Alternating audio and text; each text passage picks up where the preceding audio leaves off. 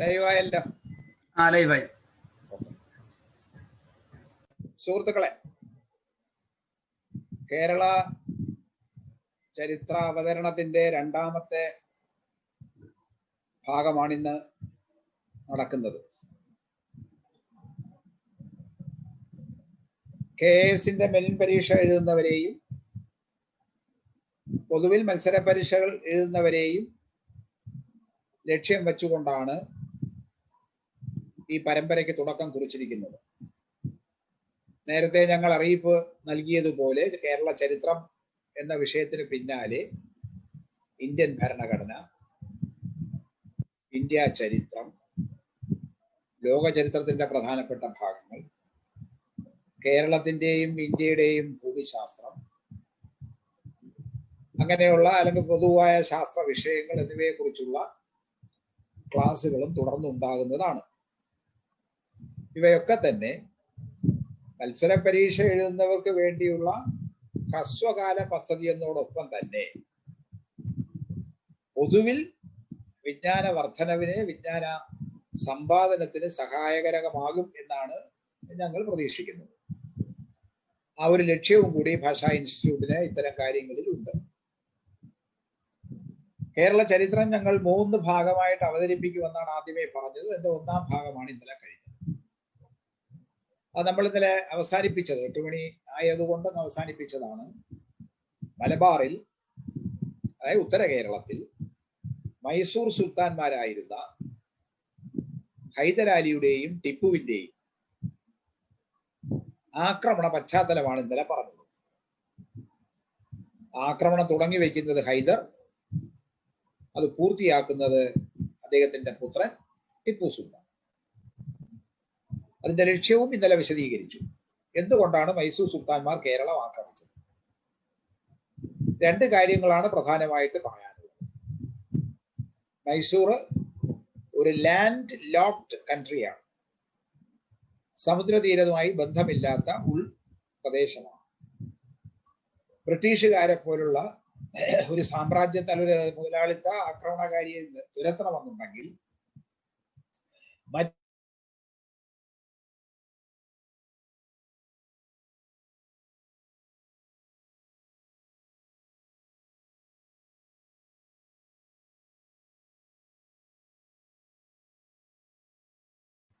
ഫ്രാൻസിന്റെ സഹായം മൈസൂറിന് കിട്ടും. അപ്പൊ കടലുമായിട്ട് സമ്പർക്കം പുലർത്തുക എന്നതാണ് ഒരു കാര്യം. 2, കേരളത്തിന്റെ ഫലഭൂയിഷ്ടമായ മണ്ണ് മൈസൂറിന്റെ സാമ്പത്തിക ശേഷിയെ ശക്തിപ്പെടുത്തും എന്ന് നമ്മൾ കണ്ടു. പാലക്കാട് നെല്ലറ, മറ്റു പ്രകൃതി വിഭവങ്ങളൊക്കെ അവർക്ക് ആവശ്യമായിരുന്നു. അതിന്റെ ഭാഗമായി കേരളം തീരം ആക്രമിച്ച് കീഴ്പ്പെടുത്തേണ്ടത് അല്ലെങ്കിൽ കീഴ്പ്പെടുത്തുന്നത് അഭികാമ്യമായിരിക്കുന്നു. അങ്ങനെയാണ് ആക്രമണം വരുന്നത്. 3 മാർഗത്തിലൂടെയാണ് കേരളത്തെ ആക്രമിച്ചതെന്ന് ഞാൻ പറഞ്ഞു. വടക്ക് നിന്ന് മംഗലാപുരം വഴി തെക്കോട്ട് വന്നു, മൈസൂരിൽ നിന്ന് നേരെ പടിഞ്ഞാറോട്ട് വന്ന് വയനാടൻ ചുരങ്ങൾ ഇറങ്ങി കോഴിക്കോട് ഫറൂഖെത്തി മയ്യഴിയിലേക്കോ അല്ലെങ്കിൽ കടൽ തീരവുമായിട്ട് ബന്ധം വയ്ക്കാം. മറ്റൊന്ന് പാലക്കാട് വാളയാർ ചുരം ചുറ്റി ചുരം കടന്ന് പാലക്കാട്ട് എത്തുന്നു, തെക്കോട്ട് ആലുവാപ്പുഴ വരെ എത്തുന്നു. അവിടെ തിരുവിതാംകൂറിന്റെയും കൊച്ചിയുടെയും സൈന്യം എതിർക്കാനുണ്ടായിരുന്നു. പ്രകൃതിയുടെ പ്രതികൂലാവസ്ഥയുള്ളത് കാരണം അത് എതിർത്തിച്ച് അധികം നിൽക്കാനായിട്ട് കഴിഞ്ഞില്ല. ഈ ആക്രമണം പലതരത്തിൽ പല ഘട്ടങ്ങളിലായിട്ട് കഴിഞ്ഞു. അതിന്റെ അന്ത്യത്തിൽ ശ്രീരംഗപട്ടണം ഉടമ്പടി പ്രകാരം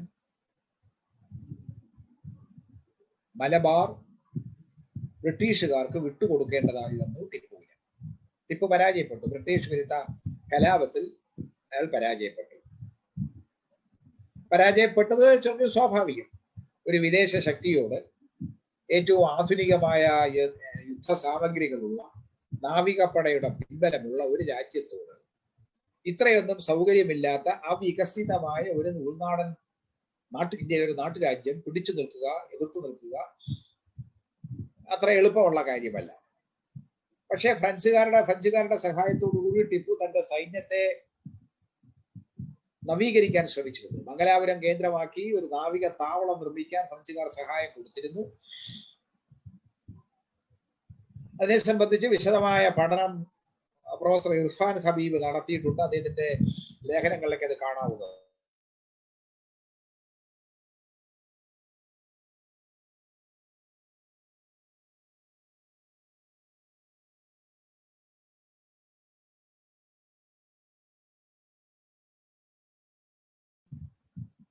ആ വിപ്ലവ ഘട്ടത്തിന് ശേഷം അവിടെ റിപ്പബ്ലിക്കൻ ഗവൺമെന്റ് വരുമ്പോൾ ടിപ്പു ആ റിപ്പബ്ലിക്കൻ ഗവൺമെന്റുമായിട്ട് സഖ്യമുണ്ടാക്കുകയും ഫ്രഞ്ച് പതാക അദ്ദേഹത്തിന്റെ തലസ്ഥാനമായ ശ്രീരംഗപട്ടണത്ത് ഉയർത്തുകയും ചെയ്തു. ടിപ്പുവിനെ ബഹുമാനപൂർവ്വം ഫ്രഞ്ചുകാർ വിളിച്ചത് സിറ്റിസൺ ടിപ്പു എന്നായിരുന്നു. സിറ്റിസൺ ടിപ്പു എന്നായിരുന്നു. അപ്പോ ഫ്രഞ്ചുകാരും ടിപ്പുവും തമ്മിലുള്ള ബന്ധം ശരിക്കും അറിയുന്നവരാണ്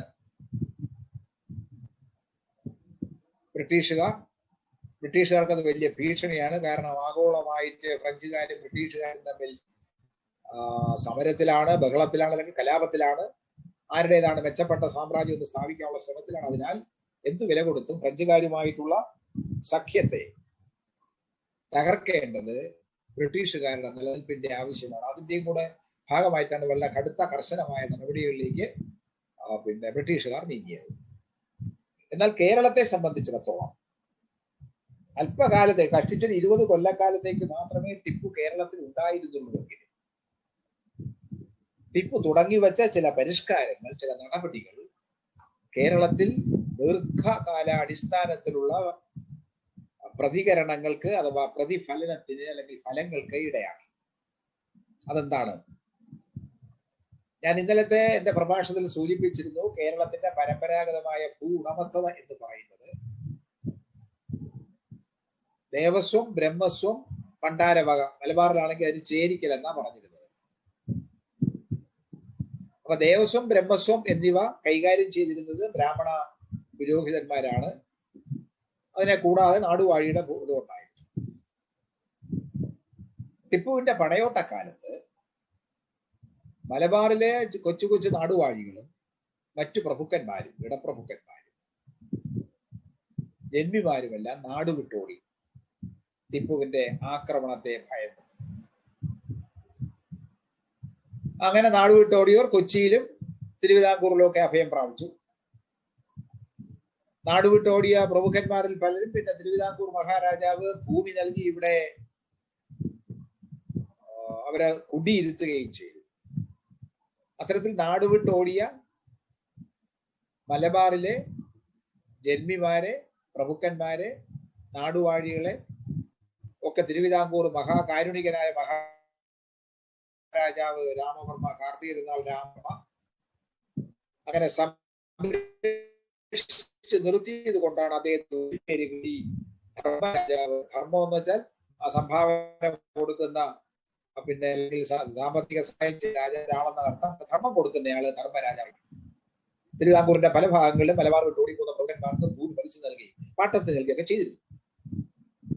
അങ്ങനെ ഒരു വിടവ് പ്രഭുക്കന്മാരുടെ സമൂഹത്തിന്റെ തലപ്പത്തുള്ള, സാമ്പത്തിക ശ്രേണിയുടെ തലപ്പത്തുള്ള ചില ആൾക്കാർ നാട് വിട്ടോടിയപ്പോൾ ടിപ്പുവിന് വേണ്ടിയിരുന്നത് പണമാണ്, സമ്പത്താണ്. സമ്പത്ത് വെച്ചാൽ അന്ന് കേരളത്തിൽ നിന്ന് കിട്ടാവുന്നത് നെല്ലും മറ്റ് ഭക്ഷ്യ വിഭവങ്ങൾ, കാർഷിക വിഭവങ്ങൾ, അതേപോലെ വനവിഭവങ്ങളൊക്കെയാണ് ടിപ്പുവിന് കിട്ടേണ്ടിയിരുന്നത്.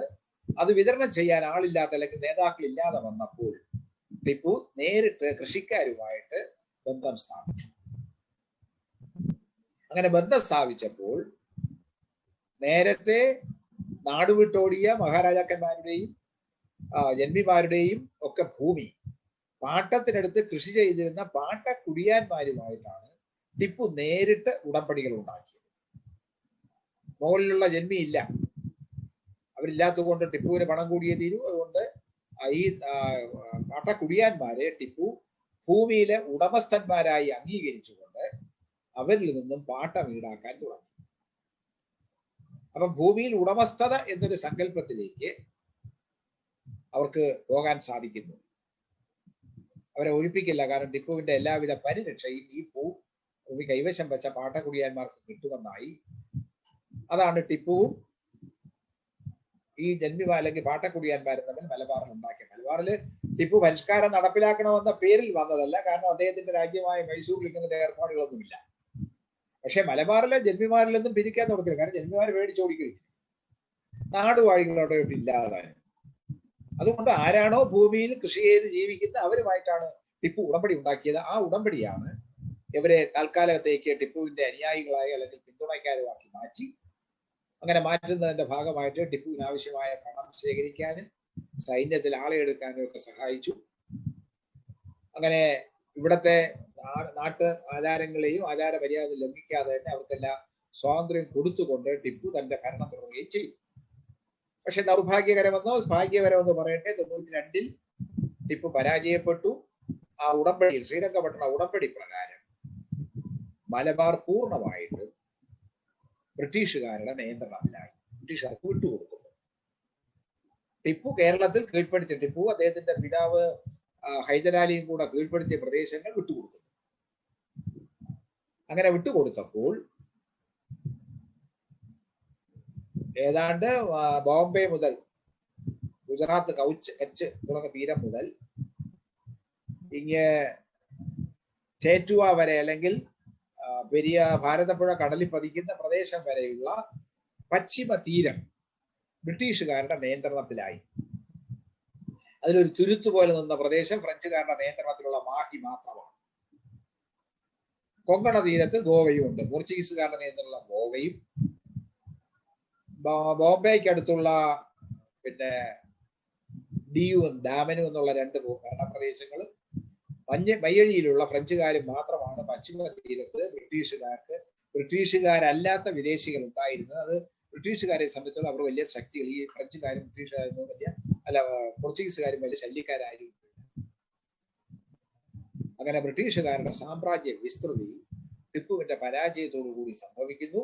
അത് പശ്ചിമ തീരം ഏതാണ്ട് പൂർണ്ണമായിട്ടും അവരുടെ നിയന്ത്രണത്തിൽ എത്തുകയും ചെയ്യും.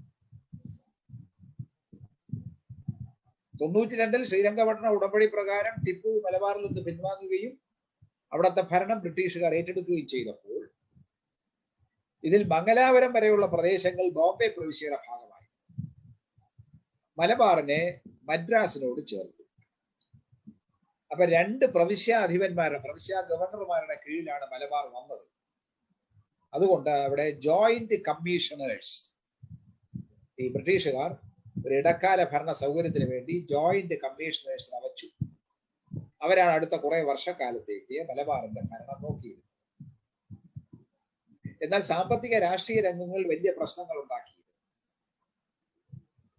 ടിപ്പു പരാജയപ്പെടുകയും ബ്രിട്ടീഷുകാർ ഭരണം ഏൽക്കുകയും ചെയ്തപ്പോൾ ക്രമസമാധാനം ഭദ്രമായി എന്നുള്ള തോന്നലുണ്ടായതിനാൽ നാടുവിട്ടോടിയ നാടുവാഴികളും ജന്മിമാരും തിരിച്ചു വന്നു, മലബാറിലേക്ക് വന്നു.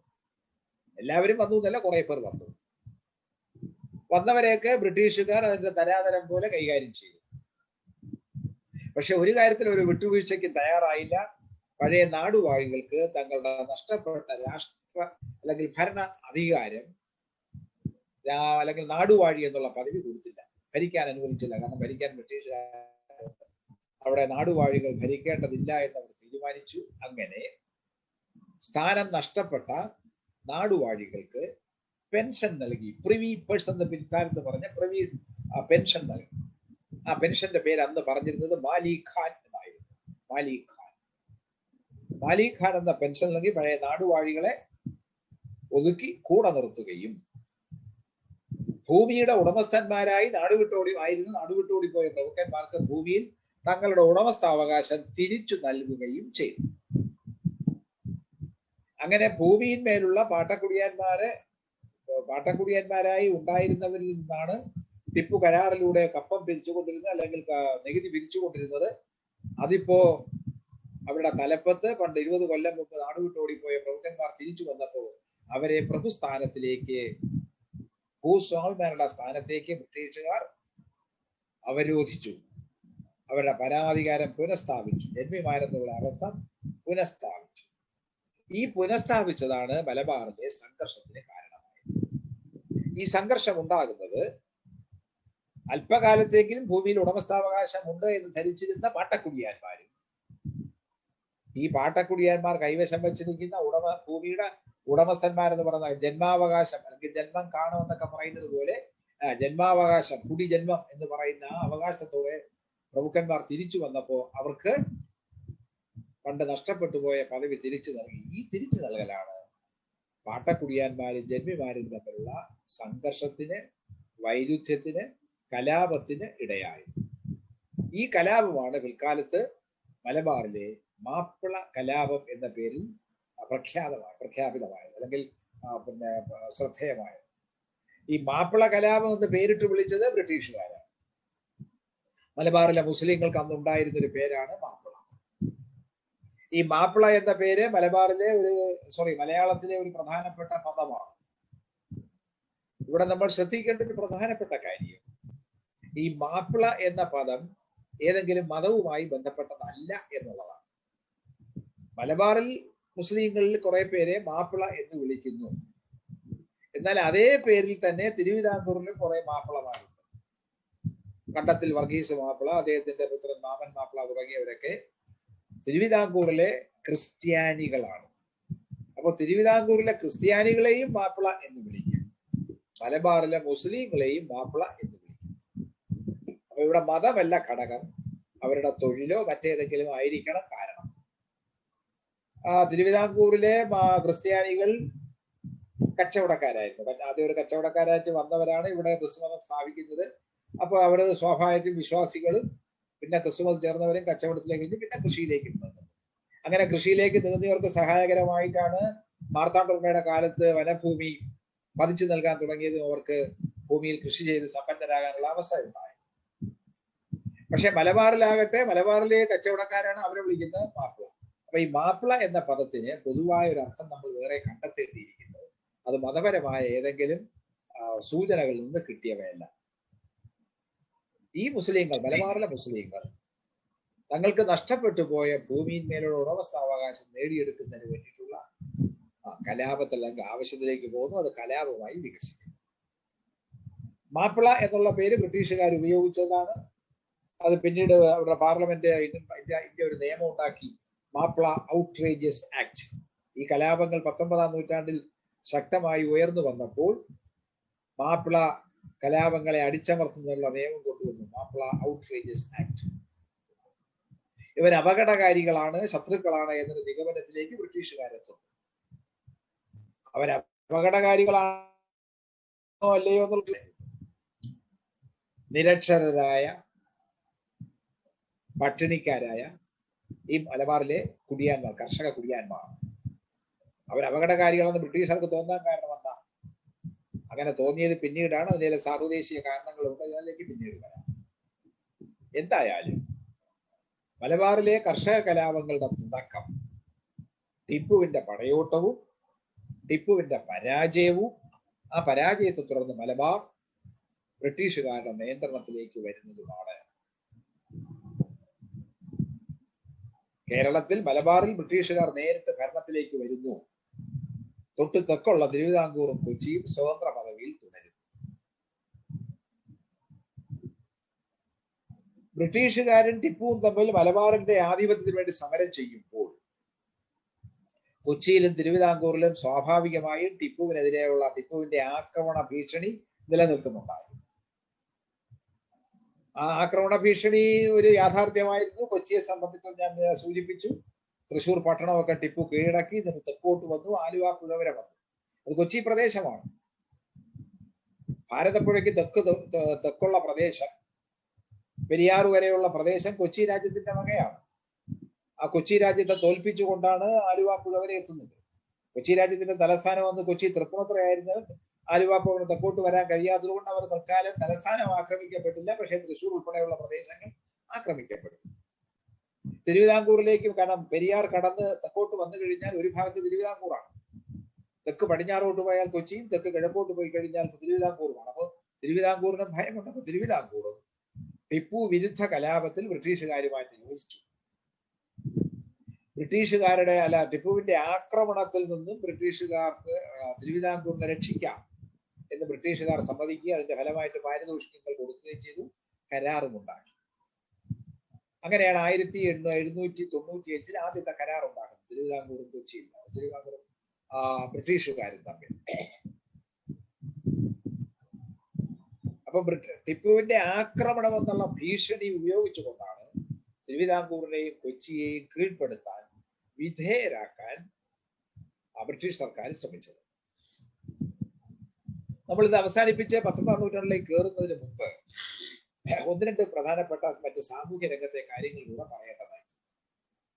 അതെന്താണ്? ഞാൻ ഇന്നലെ സൂചിപ്പിച്ചു വിട്ട കാര്യമാണ്. കേരളത്തിന്റെ പരമ്പരാഗതമായ സാമൂഹ്യ ഘടന എന്ന് പറയുന്നത് ജാതി ജന്മി നാടുവാഴി വ്യവസ്ഥ എന്ന് EMS വിശേഷിപ്പിച്ചതാണ്. ജാതി ജന്മി നാടുവാഴി വ്യവസ്ഥ എന്നാണ് പൊതുവിൽ പറയുന്നതെങ്കിലും അത് ജാതി ജന്മി നാടുവാഴി പൗരോഹിത്യ വ്യവസ്ഥ എന്ന് പറയുന്നതാവും ഉചിതം.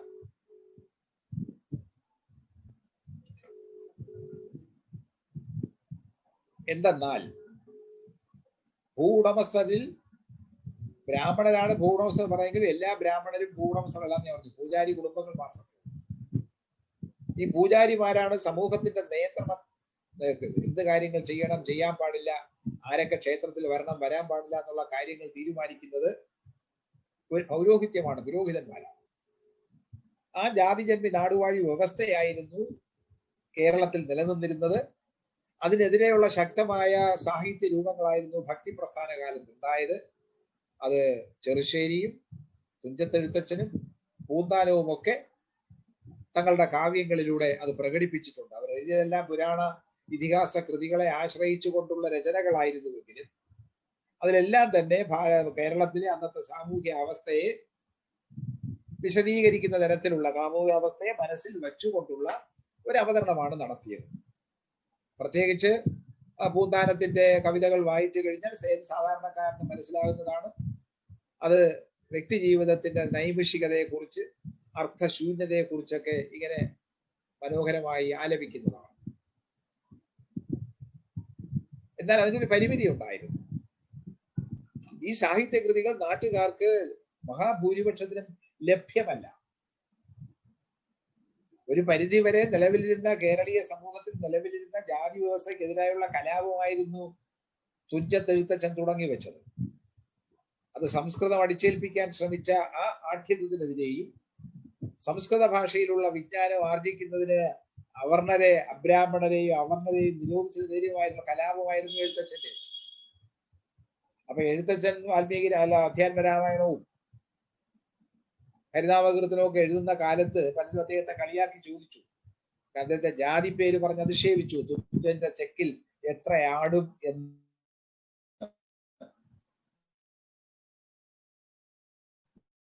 അതിന് മറുപടിയായിട്ട് തുഞ്ചൻ പറഞ്ഞു അത്രേ, 6 ശാസ്ത്രങ്ങളും. ഇവിടെ ശാസ്ത്രം എന്ന് പറഞ്ഞ ആധുനിക ശാസ്ത്രമൊന്നും അല്ല കേട്ടോ, അത് ദർശനങ്ങളെ പറഞ്ഞിരുന്നത് ശാസ്ത്രം എന്നാണ്. നമ്മളിപ്പോഴും പറയുന്ന തത്വശാസ്ത്രം എന്നാണല്ലോ, ഫിലോസഫിക്ക് പറയുന്ന വാക്കെന്താ? തത്വശാസ്ത്രം. അപ്പൊ ശാസ്ത്രം എന്ന് അന്ന് പറയുന്നത് ഈ ഷഡ് ദർശനങ്ങളാണ്. സാഖ്യം, യോഗം, ന്യായം, വൈശേഷികം, പൂർവമീമാംസ, ഉത്തരമീമാംസ എന്നിങ്ങനെയുള്ള 6 ദർശനങ്ങൾ. അപ്പൊ പരസ്പര വിരുദ്ധമാണ്. അതിൽ പലതും ഭൗതിക വാദത്തെ അംഗീകരിക്കുന്നവയാണ്. അങ്ങനെ ഉണ്ടെങ്കിൽ തന്നെയും പൊതുവെ അവ ആസ്തിക ദർശനങ്ങൾ എന്നാണ് പറഞ്ഞിരുന്നത്. ഈ ആസ്തിക ദർശനങ്ങളും 4 വേദങ്ങളും തനിക്കറിയാം എന്നാണ് തുഞ്ചൻ തന്റെ സ്വാഭാവികമായ അല്ലെങ്കിൽ മധുരോദാരമായ നർമ്മത്തിൽ കലർത്തിയ തന്റെ മറുപടിയിലൂടെ പറയുന്നത്. പക്ഷേ ഈ നാടുവാഴികളും ജന്മിമാരും കൂടി നിയന്ത്രിച്ചിരുന്ന ക്ഷേത്രങ്ങളിലേക്ക് അവർണർക്ക് പ്രവേശനമില്ല. അവർക്ക് പ്രവേശനം ലഭിക്കേണ്ടതാണെന്ന് ആരും അഭിപ്രായപ്പെട്ടില്ല. കാരണം അന്നത്തെ ഒരു ചിന്താഗതി ഉണ്ടാവുക പറ്റില്ല. സമൂഹത്തിൽ അതിനുള്ള മാറ്റം വന്നിരുന്നില്ല. അപ്പൊ അതുകൊണ്ട് ഈ ക്ഷേത്രങ്ങൾ കേന്ദ്രീകരിച്ച് നടത്തിയിരുന്ന കലാരൂപങ്ങൾ, സാഹിത്യരൂപമോ കലാരൂപമോ മഹാഭൂരിപക്ഷം വരുന്ന അവർണർക്ക്, താഴ്ന്ന ജാതിക്കാർക്ക് ലഭ്യമല്ല. അപ്പോ അതുകൊണ്ടാണ് അവയെ ക്ഷേത്ര എന്ന് പറയുന്നത്. ഉദാഹരണത്തിന് അവതാര പുരുഷന്മാരെ കഥകളാണ്. അവർക്ക് അരങ്ങേറിയിരുന്നത് ക്ഷേത്ര അങ്കണങ്ങളിലാണ്. ക്ഷേത്രാങ്കണത്തിൽ പ്രവേശനമില്ലാത്ത അവർണന് അത് ആസ്വദിക്കാൻ കഴിയുകയില്ല. അതിൽ നിന്ന് അല്പം വ്യത്യാസപ്പെട്ടത് കഥകളിയാണ്. കഥകളി ക്ഷേത്രാങ്കണങ്ങളിൽ മാത്രമല്ല, ജന്മിമാരുടെ ഭവനങ്ങളിലും നാടുവാഴികളുടെ കൊട്ടാരങ്ങളിലും ഒക്കെ അരങ്ങേറിയിരുന്നു. പക്ഷെ കഥകളി അങ്ങനെ അരങ്ങേറിയത് കൊണ്ട് നാട്ടുകാർക്കൊരു പ്രയോജനമില്ല. പൂന്താനത്തിന്റെ കവിത പാടി ആസ്വദിക്കാൻ കഴിയുന്നത് പോലെ ആസ്വാദ്യകരമോ അല്ലെങ്കിൽ പിന്നെ മനസ്സിലാക്കാവുന്നതോ അല്ല കഥകളിയുടെ സാഹിത്യ രൂപമായ ആട്ടക്കഥ. അത് കടുകട്ടിയായ ഭാഷയിലുള്ള സംസ്കൃത പദങ്ങളുണ്ട്, ചിലപ്പോൾ രണ്ടും കൂടി ചേർന്ന ഭാഷയിലായിരിക്കും എഴുതിയിരിക്കുന്നത്. അപ്പൊ ഒരു കഥാപുരുഷനെ, ഒരു കഥാപാത്രത്തെ അവതരിപ്പിക്കാനായി ഒരു കവി അല്ലെങ്കിൽ അത് ഉണ്ടായി വാര്യരോ അങ്ങനെയുള്ള ആരെങ്കിലും അത് എഴുതി കഴിഞ്ഞാൽ അത് ഒറ്റ നോട്ടത്തിൽ നിരക്ഷരനായ ഒരാളിന് മനസ്സിലാകാൻ പ്രയാസമാണ്. ഇപ്പൊ നളചരിതമാണല്ലോ ഏറ്റവും പ്രസിദ്ധമായ ഒരു ആട്ടക്കഥ. ആ നളചരിതത്തിന്റെ 1-ാം ദിവസത്തിന്റെ 1-ാം ഭാഗത്തിൽ ഇങ്ങനെ പറയുകയാണ്, നളനെ അവതരിപ്പിക്കുകയാണ്. ആസിയിൽ പുര പരമപാവന കീർത്തിഭൂമ നാഗോപമേ നികൃതി നിർവൃതി നീതിശാലി രാജാരരീശ ധീര ജയദേക വീര ശ്രീവീരസേന തനയോ നളനാമധേയ. ശ്രീവീരസേനന്റെ പുത്രനാണ് നളൻ എന്ന് പറയാനാണ് ഈ കാര്യങ്ങൾ നീട്ടി വളച്ചൂട്ടി പറഞ്ഞത്. ഇതാർക്ക് മനസ്സിലാകും? സാധാരണക്കാർക്ക് മനസ്സിലാവില്ല. ഇനി ഈ ആട്ടക്കഥ കലാരൂപമായി അവതരിപ്പിച്ചാലോ, അഭിനയ രൂപത്തിൽ അവതരിപ്പിച്ചാലോ, അഭിനയ രൂപത്തിൽ ഒരു താൾ നീട്ടിപ്പാടുന്ന, ചേങ്ങല കൊട്ടി നീട്ടിപ്പാടുന്ന ഈ ആട്ടക്കഥ മറ്റൊരാൾ അഭിനയിക്കുകയാണ്. അഭിനയിക്കുന്നത് എങ്ങനെയാ? മുദ്രകളിലൂടെയാണ്. മുഖഭാവം, അവിടെ തെളിയുന്ന നവരസങ്ങൾ, ആ നവരസങ്ങൾക്കനുസരിച്ചുള്ള ഈ കൈകൾ, മുദ്രകളുടെ, വിരലുകളുടെ മുദ്രകളുടെ ചലനം, ഇത് മനസ്സിലാവണമെങ്കിൽ മുന്നറിവ് വേണം, പ്രീ നോളജ് വേണം. മുഖത്ത് പ്രത്യക്ഷപ്പെടുന്നത് ഹാസ്യമാണോ കരുണമാണോ ബീവത്സമാണോ എന്ന് തിരിച്ചറിയാനുള്ള ഒരു മുന്നറിവ് ആസ്വാദകനില്ല എങ്കിൽ ഇയാൾ എന്തോ ഗോഷ്ഠി കാണിക്കുന്നു എന്ന് മാത്രമേ സാധാരണക്കാർക്ക് തോന്നൂ. ഇയാൾ കാണിക്കുന്ന കൈവിരൽ കൊണ്ട് കാണിക്കുന്ന മുദ്ര സാധാരണ എനിക്ക് 1-2 മുദ്രയൊക്കെ അറിയാം. താക്കീതിന്റെയോ ചോദ്യം ചെയ്യലിന്റെ ആയ മുദ്രകൾ അറിയാം. പക്ഷെ മറ്റ് കൈമുദ്രകൾ അറിയണമെന്നുണ്ടെങ്കിൽ അത് മുൻകൂട്ടി പഠിച്ചിരിക്കണം.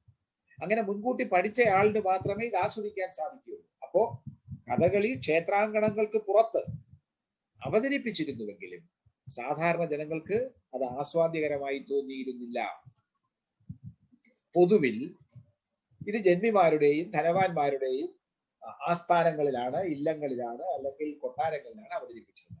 അവിടേക്കും സാധാരണക്കാരന് പ്രവേശനമില്ല. ഇനി ഏതെങ്കിലും ഒരു സാധാരണക്കാരൻ, ഒരു അവർണ്ണൻ തങ്ങളുടെ പരമ്പരാഗതമായ വിദ്യാഭ്യാസ രീതിയിൽ സംസ്കൃതം പഠിക്കാനുള്ള സൗകര്യം ഉണ്ടായി. ഞാൻ ഇന്നലെ പറഞ്ഞു, ബുദ്ധഭിക്ഷുക്കൾ, അത് അവരിൽ നിന്നും സംസ്കൃതം മനസ്സിലാക്കിയവർ, കേരളത്തിൽ പഠിക്കാൻ താല്പര്യമുള്ളവർക്ക് സംസ്കൃതം പഠിക്കാമായിരുന്നു. ഞാൻ ഇന്നലെ ഇട്ടി അച്യുതന്റെ കാര്യം, ഹോർത്തൂസ് മലബാറിക്കസ് എന്ന പുസ്തകം രചിക്കുന്നതിന് ഭട്ട് സഹോദരന്മാരെ സഹായിച്ച ഇട്ടി അച്യുതന്റെ കാര്യം ഞാൻ ഇന്നലെ പറഞ്ഞിരുന്നു.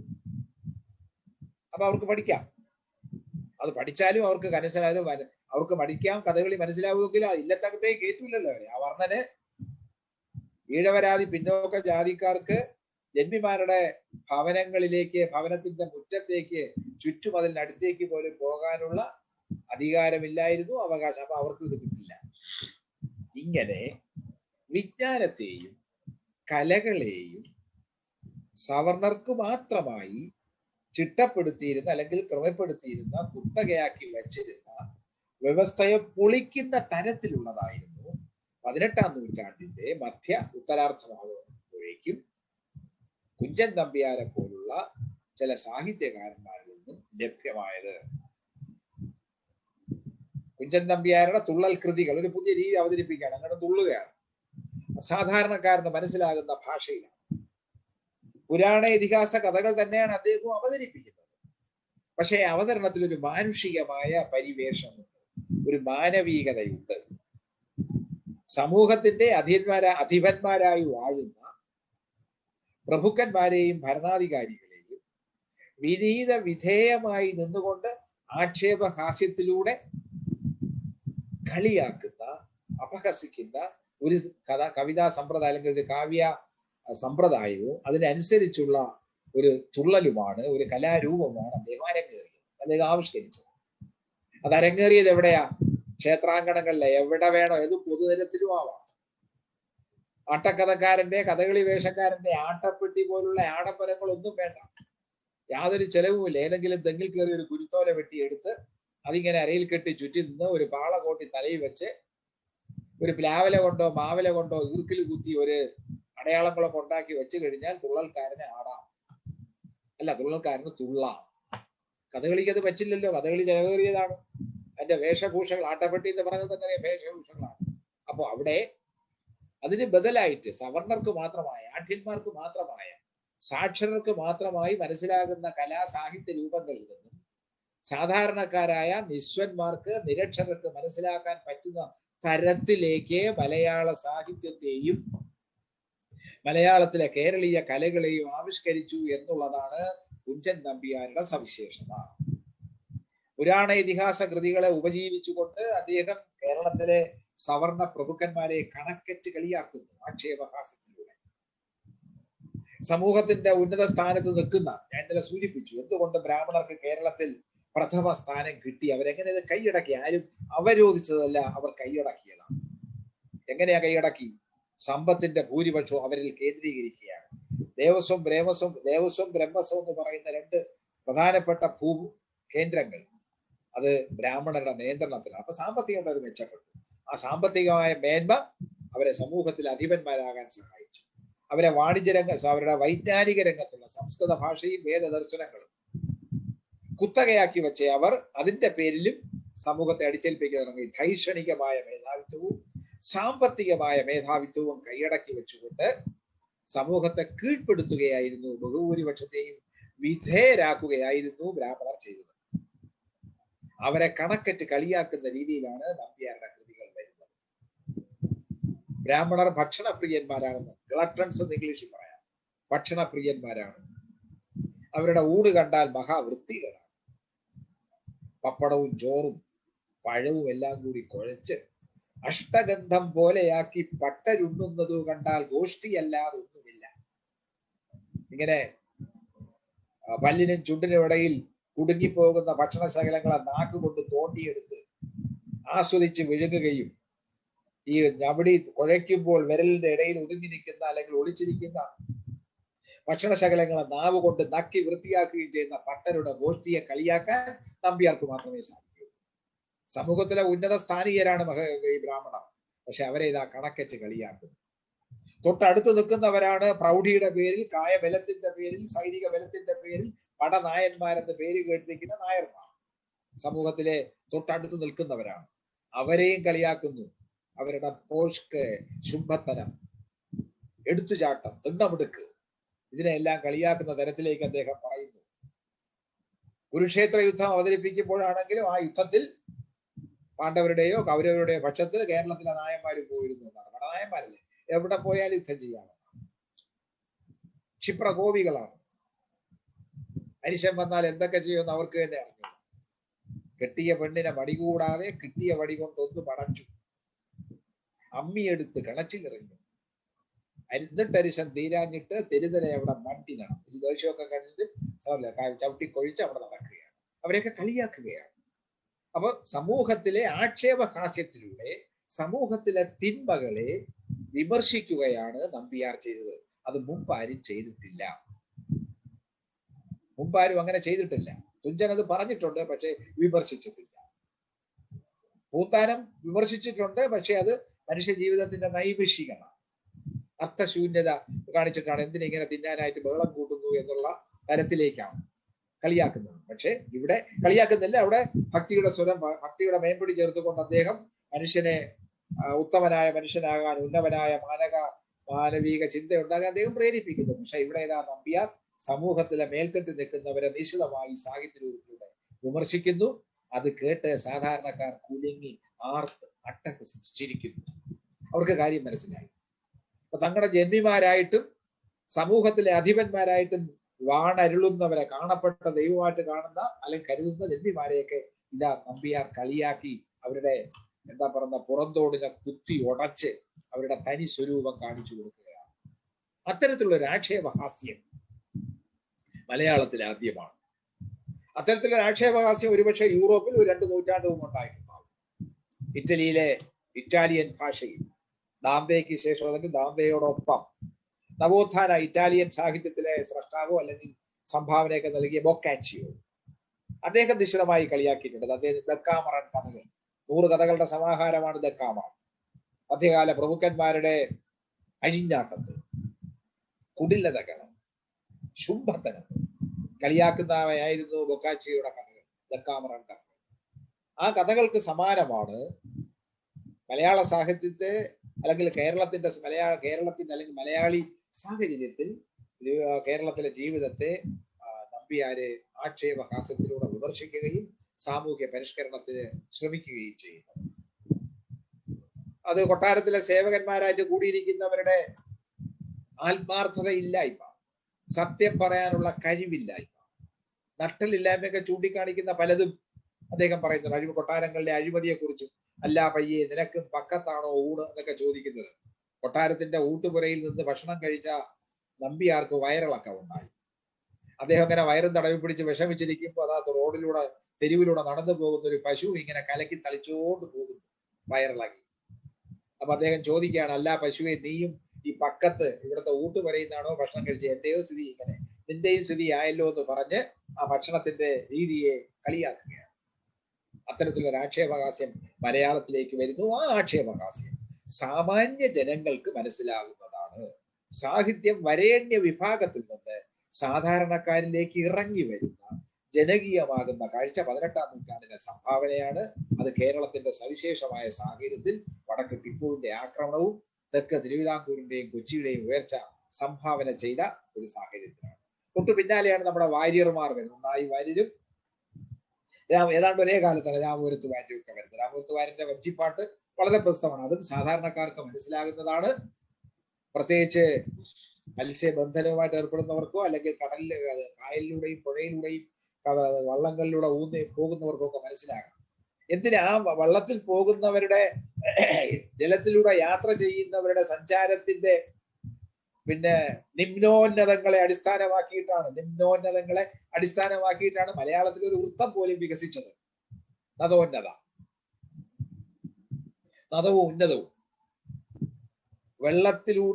വള്ളത്തിൽ സഞ്ചരിക്കുന്ന ആളിന് പൊങ്ങിയും താണും ഈ വള്ളം ഇങ്ങനെ പൊങ്ങിയും താണും ഓളപ്പാത്തിയിൽപ്പെട്ട് പൊങ്ങിയും താണും പോകുന്ന ഒരു അനുഭവം ഉണ്ടാകും. ആ അനുഭവത്തിന്റെ അവതരണമാണ് നദോന്നത. അത് ആഴിമകൾ ഒരുമിച്ച് പാടുന്ന കാര്യമായിരുന്നാലും മറ്റേതെങ്കിലും വഞ്ചിപ്പാട്ട് നോക്കിയിരുന്നാലും ഈ ആലാപന സൗകര്യം അവർക്ക് ലഭിക്കും.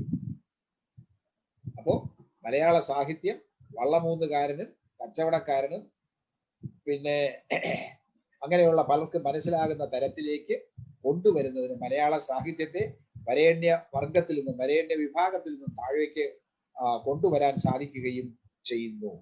മലയാള സാഹിത്യം ജനകീയമാകുന്നു. സാധാരണക്കാരന് മനസ്സിലാകാൻ പറ്റുന്ന തരത്തിലേക്ക് അത് എത്തുന്നു. അത് കേരളത്തിന്റെ സാഹചര്യത്തിൽ കൂടുതൽ സവിശേഷമായ ഒരു സന്ദർഭത്തിലാണ്. ഇത് മലയാള സാഹിത്യത്തിന്റെ ജനകീയവൽക്കരണത്തിന് സഹായകരമാണ്. ഇതാണ് 18-ാം നൂറ്റാണ്ട് 19-ാം നൂറ്റാണ്ടിലേക്ക് പ്രവേശിക്കുമ്പോൾ, അഥവാ 18-ാം നൂറ്റാണ്ട് 19-ാം നൂറ്റാണ്ടിന് ജന്മം നൽകുമ്പോൾ സംഭവിക്കുന്ന കാര്യം. ആ ഒരു സാഹചര്യമാണ് ഉണ്ടാകുന്നത്. 19-ാം നൂറ്റാണ്ടെങ്കിൽ 18-ാം നൂറ്റാണ്ടിന്റെ അന്ത്യവും 19-ാം നൂറ്റാണ്ടിന്റെ ആരംഭവും എന്ന് പറയുന്നത് നേരത്തെ മലബാർ കൈവശപ്പെടുത്തി ബ്രിട്ടീഷുകാർ തിരുവിതാംകൂറും കൊച്ചിയും കൂടെ തങ്ങളുടെ കാൽക്കീഴിലേക്ക് കൊണ്ടുവരുന്നതിന്റെ സാഹചര്യം കൂടിയാണ്. അതെന്താണ്? 1795 ധർമ്മരാജാവ് ബ്രിട്ടീഷുകാരുമായിട്ട് ഉടമ്പടി ഉണ്ടാക്കിയെന്ന് ഞാൻ പറഞ്ഞു. അന്ന് രാജാ കേശവദാസ് എന്ന് പറയുന്ന ആളായിരുന്നു തിരുവിതാംകൂറിന്റെ ദിവാൻ. ബ്രിട്ടീഷുകാർ പല തരത്തിലും തിരുവിതാംകൂറിനെയും കൊച്ചിയെയും ഇങ്ങനെ പീഡിപ്പിക്കുന്നുണ്ടായിരുന്നു, സമ്മർദ്ദത്തിലാക്കുന്നുണ്ടായിരുന്നു. ആ സമ്മർദ്ദത്തിലാക്കിയതിന്റെ ഫലമായിട്ടാണ് ഈ ഉടമ്പടി ഒപ്പുവെക്കുന്നത്. ഉടമ്പടിയുടെ ഫലം എന്താണ്? ബ്രിട്ടീഷുകാർക്ക് ടിപ്പുവിന്റെ ആക്രമണത്തിൽ നിന്നും തിരുവിതാംകൂറിനെ രക്ഷിച്ചതിന്റെ പേരിൽ ഒരു തുക കപ്പമായി കൊടുക്കേണ്ടി വരുന്നു. ബ്രിട്ടീഷുകാർ പലതരത്തിൽ കൊടുക്കേണ്ടതായി വരുന്നു.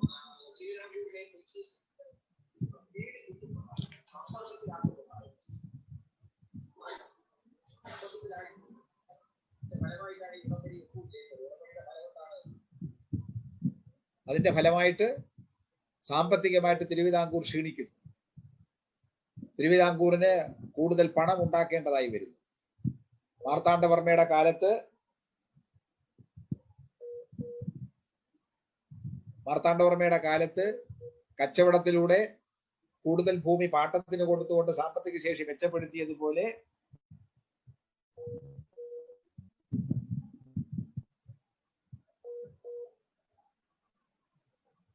ധർമ്മരാജാവിന്റെ കാലത്തിന് സാധിക്കുന്നില്ല. പുതിയ കച്ചവട കേന്ദ്രങ്ങൾ തുടങ്ങി സാമ്പത്തികം മെച്ചപ്പെടാനൊക്കെ ശ്രമിച്ചുവെങ്കിലും കഴിയാതെ വരുന്നു. സാമ്പത്തികമായ തിരുവിതാംകൂർ ഞെരുങ്ങുന്നു. അങ്ങനെ ഞെരുക്കം സംഭവിക്കുന്ന സാഹചര്യത്തിലാണ് ധർമ്മരാജാവ് നാട് നീങ്ങുന്നത്, അന്തരിക്കുന്നത്. തൊട്ട് പിന്നാലെ വന്ന ബാലരാമവർമ്മ എന്ന് പറയുന്നയാൾ ദുർബലൻ. ഒന്നാമത് കൗമാരപ്രായ യുവാവാണ്, അനാരോഗ്യമുണ്ട്, ദുർബലനാണ്. അദ്ദേഹത്തിന്റെ ഉപദേഷ്ടാക്കളായിട്ട് ചില ആൾക്കാർ ഒത്തുകൂടി. അവർ അഴിമതിക്കാരായിരുന്നു, അതേപോലെ അസാൻമാർഗികളുമായിരുന്നു. അവരുടെ പ്രേരണയാൽ, അവരുടെ എന്തോ ഗൂഢാലിന്റെ ഫലമായിട്ടാണ് രാജാ കേശവസിന് വിഷം കൊടുത്തു കൊന്നു എന്നൊക്കെയാണ് പറയുന്നത്. തെളിവുകളൊന്നുമില്ല, ഇങ്ങനെ ഓരോരുത്തർ പറയുന്നതാണ്. എന്തായാലും പിന്നെ അധികാരത്തിൽ വന്ന ജയന്തൻ ശങ്കരൻ നമ്പൂരി എന്നൊക്കെ പറയുന്ന ആൾക്കാര് കർഷകരെയും ഈ ബ്രിട്ടീഷുകാർക്ക് കൊടുക്കാനുള്ള പണം യഥാസമയം കൊടുത്തു തീർക്കുന്നതിന്റെ പേരിൽ ജനങ്ങളെ പീഡിപ്പിക്കാതെ കർഷകരെ പീഡിപ്പിക്കും. അന്യായ പിരിവുകൾ നടത്തുന്നു. ഭൂമി കണ്ടെഴുതുന്നു. കണ്ടെഴുതെന്ന് പറഞ്ഞാൽ അന്നത്തെ അസസ്മെന്റിന്റെ പേരാണ് കണ്ടെഴുത്ത്. അല്ല, പരീക്ഷാ ഹാളിൽ നിന്ന് നോക്കി എഴുതുന്നതല്ല കണ്ടെഴുത്ത്, അസസ്മെന്റ്. അതായത് ഭൂമിയുടെ ഫലഭൂയിഷ്ഠത കണക്കാക്കിയിട്ട് പാട്ടം നിശ്ചയിക്കുക. അപ്പൊ പലതരത്തിൽ ഫലക്കൂറുള്ളത് അല്ലെങ്കിൽ ഫലഭൂയിഷ്ഠമായതിനെയും ഇങ്ങനെ നല്ല നെൽപ്പാടമാണെങ്കിൽ തന്നെ പലതരത്തിലുള്ള നെൽപ്പാടമുണ്ട്. നല്ല വരുമാനമുള്ള നെൽപ്പാടത്തിൽ കൂടുതൽ ഭൂമി അല്ല കൂടുതൽ തുക പാട്ടമായിട്ട്, നെല്ല് പാട്ടമായിട്ട് അളക്കേണ്ടതായി വരും. അങ്ങനെ കർഷകരുടെ മേൽ അന്യായമായ പല നികുതികളും അല്ലെങ്കിൽ പാട്ടവും അടിച്ചേൽപ്പിച്ചതിന്റെ ഫലമായിട്ട് കർഷകർ അസ്വസ്ഥരായി. അങ്ങനെ അസ്വസ്ഥരായ കർഷകരുടെ ആവലാതികൾ പരിഹരിക്കുന്നതിന് വേണ്ടിയുള്ള ജനകീയമായ ഇടപെടലിന്റെ ഭാഗമായിട്ടാണ് കൽക്കുളത്തിന്, അതായത് തിരുവിതാംകൂറിന്റെ അന്നത്തെ തലസ്ഥാനമായ കൽക്കുളം പത്മനാഭപുരത്തിന് ഏതാനും കിലോമീറ്റർ അപ്പുറത്തുള്ള തലക്കുളം എന്ന് പറയുന്ന സ്ഥലത്ത് നിന്നും തമ്പി ചെമ്പകരാമൻ വേലായുധൻ എന്ന് പറയുന്ന ഒരു കാര്യക്കാര്, ഇന്നത്തെ തഹസീൽദാരുടെ ഒരു പദവിയൊക്കെ ഉള്ളയാണ്. അദ്ദേഹം അവിടുത്തെ കാര്യക്കാരായിരുന്നു. മണ്ഡപത്ത് വാതുക്കൽ ചെന്നിട്ട് നികുതി പിരിവൊക്കെ നടത്തുന്ന ജനങ്ങളുടെ ക്ഷേമം അന്വേഷിക്കുന്ന ഒരു ഉദ്യോഗസ്ഥൻ എന്ന് പറഞ്ഞുകൂടെ, രാജാവ് നിശ്ചയിച്ചതാണ്. അദ്ദേഹം കലാപത്തിന് ഒരുപ്പെടുന്നു. ആ കലാപത്തിന്റെ പേരാണ് നാട്ടുകൂട്ടം ഇളക്കം. നാട്ടുകൂട്ടം എന്ന് പറഞ്ഞാൽ ഇന്നത്തെ വില്ലേജ്, നമ്മുടെ ഗ്രാമസഭ പോലെയാണ്. അന്നത്തെ നാട്ടുംപുറത്ത് ഗ്രാമത്തിൽ ഒരു കേന്ദ്രം ഉണ്ടാവും. തിരുവിതാംകൂറിന്റെ പ്രത്യേകിച്ച് തെക്കൻ തിരുവനന്തപുരത്തെ സവിശേഷത എന്ന് പറയുന്നത് നെൽപ്പാളങ്ങൾ തുടങ്ങുന്നത് എപ്പോഴും ഒരു കുളത്തിൽ നിന്നായിരിക്കും. തലക്കുളം, അത് തമ്പിയുടെ വീട്ടുപേര് മാത്രമല്ല, അവിടെ ഒരു കുളമുണ്ട് കേട്ടോ. തലക്കുളത്തിൽ ഇപ്പൊ തകർന്നു കിടക്കുന്ന വേലുത്തമ്പിയുടെ തറവാടിനടുത്തും ഒരു കുളമുണ്ട്. അത് മിക്കവാറും വലിയ പ്രമുഖന്മാരെ വീടിനോടനുബന്ധിച്ച് കുളിക്കാനും വെള്ളത്തിലെടുക്കാനും ഒക്കെ കുളങ്ങൾ ഉണ്ടാവുമായിരുന്നു. ഈ ഭൂമിയുടെ കിടപ്പ് മുകളിൽ നിന്ന് താഴോട്ടാണ്. നെൽപ്പാടങ്ങൾ തട്ടുതട്ടായിട്ടാണ്. ആ തട്ടുതട്ടായിട്ട് കിടക്കുന്ന നെൽപ്പാടങ്ങൾ തുടങ്ങുന്നത് ഏതെങ്കിലും ഒരു ഉറവയിൽ നിന്നായിരിക്കും. ആ ഉറവയുടെ ഭാഗം കുളമാക്കിയിട്ട് ആ കുളത്തിൽ നിന്ന് താഴോട്ട് പോകും. അപ്പൊ ഒരു കുളത്തിൽ നിന്നോ രണ്ടോ കുളങ്ങളിൽ നിന്ന് ആരംഭിക്കുന്ന ഒരു നെൽപ്പാട ശേഖരം ഏല എന്ന് പറയും. അതാണ് ഒരു ഗ്രാമം. ആ ഗ്രാമത്തിൽ ചിലപ്പോൾ ഒരു ദേവൻ കാണും, ഒരു ശാസ്താവോ ഏതെങ്കിലും ഒരു മാടനോ മറുതയോ ഒക്കെ അവിടെ കാണും. ചിലപ്പോൾ ക്ഷേത്രത്തിന്റെ പരിസരത്ത് ഒരു വെളിപ്പറമ്പ് കാണും. അവിടെ ഇരുന്നാണ് ഗ്രാമീണർ തങ്ങളുടെ കൃഷി കാര്യങ്ങളും മറ്റു കാര്യങ്ങളും തീരുമാനിക്കുന്നത്. അങ്ങനെ കൂടുന്നതിനെയാണ് നാട്ടുകൂട്ടം എന്ന് പറയുക.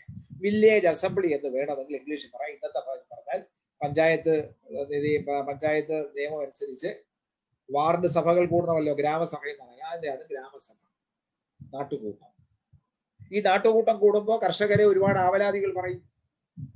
രാജാവിന്റെ പ്രതിപുരുഷനായിട്ടാണ് കാര്യക്കാർ നിൽക്കുന്നത്. വേലുത്തമ്പി അവിടെ നിൽക്കുന്നത് രാജാവിന്റെ പ്രതിപുരുഷനായിട്ടാണ്. ആ പ്രതിപുരുഷനായ വേലുത്തമ്പി അല്ലെങ്കിൽ കാര്യക്കാർ വേണം നികുതി പിരിച്ച് രാജാവിന്റെ ഖജനാവിൽ എത്തിക്കാൻ. പക്ഷെ ജനങ്ങൾക്ക് കൊടുക്കാൻ കഴിയുന്നില്ല, അന്യായ പിരിവ് കൊടുക്കാൻ പറ്റില്ല എന്ന് അവർ പറയുന്നു. അവരുടെ ആവലാതികൾ, അവരുടെ ഡിമാൻഡ് ശരിയാണെന്ന് വേലുത്തമ്പിക്ക് തോന്നുന്നു. അവരെ ഉത്തേജിപ്പിക്കുന്നു. അവരെ കൂട്ടിക്കൊണ്ട് നേരിട്ട് നടന്ന് പദയാത്രയായി തിരുവനന്തപുരത്ത് വന്ന് രാജാവിനെ മുഖം കാണിച്ച് അദ്ദേഹത്തിന്റെ ജനങ്ങളുടെ ആവലാതികൾ കണ്ട് പരിഹാരം ഉണ്ടാക്കാൻ ശ്രമിക്കുന്നു വേലുത്തമ്പി. അതിന്റെ പേരാണ് നാട്ടുകൂട്ടം ഇളക്കം. ഇളക്കം എന്ന് വെച്ചാൽ ബഹളം, പ്രൊട്ടസ്റ്റ്, പ്രക്ഷോഭം എന്നൊക്കെ അർത്ഥമുള്ളൂ. അപ്പൊ പത്മനാഭപുരത്ത് നിന്നും പൊതിച്ചോറും കെട്ടിക്കൊണ്ട് യാത്ര തിരിക്കുകയാണ് വേലുത്തമ്പിയും കർഷകരും.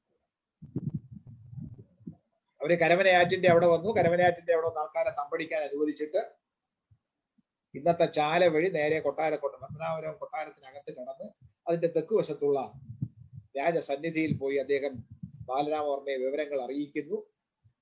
പിന്നെ ഉദ്യോഗസ്ഥന്മാരുടെ ജയന്തൻ ശങ്കരൻ നമ്പൂതിരിപ്പാരുടെയും മറ്റ് പരിവാരങ്ങളുടെ അഴിമതിയെക്കുറിച്ച് പറയുന്നു. തമ്പി പറഞ്ഞത് ശരിയാണ് എന്ന് രാജാവിന് തോന്നുന്നു. അതുകൊണ്ട് രാജാവ് അദ്ദേഹത്തെ സർവാധികാരിക്കാരായിട്ട് നിയമിക്കുകയും ചെയ്യുന്നു. അങ്ങനെയാണ് ബാലരാമവർമ്മയുടെ കാലത്ത് ആഭ്യന്തര കലാപം ഉണ്ടാകുന്നു.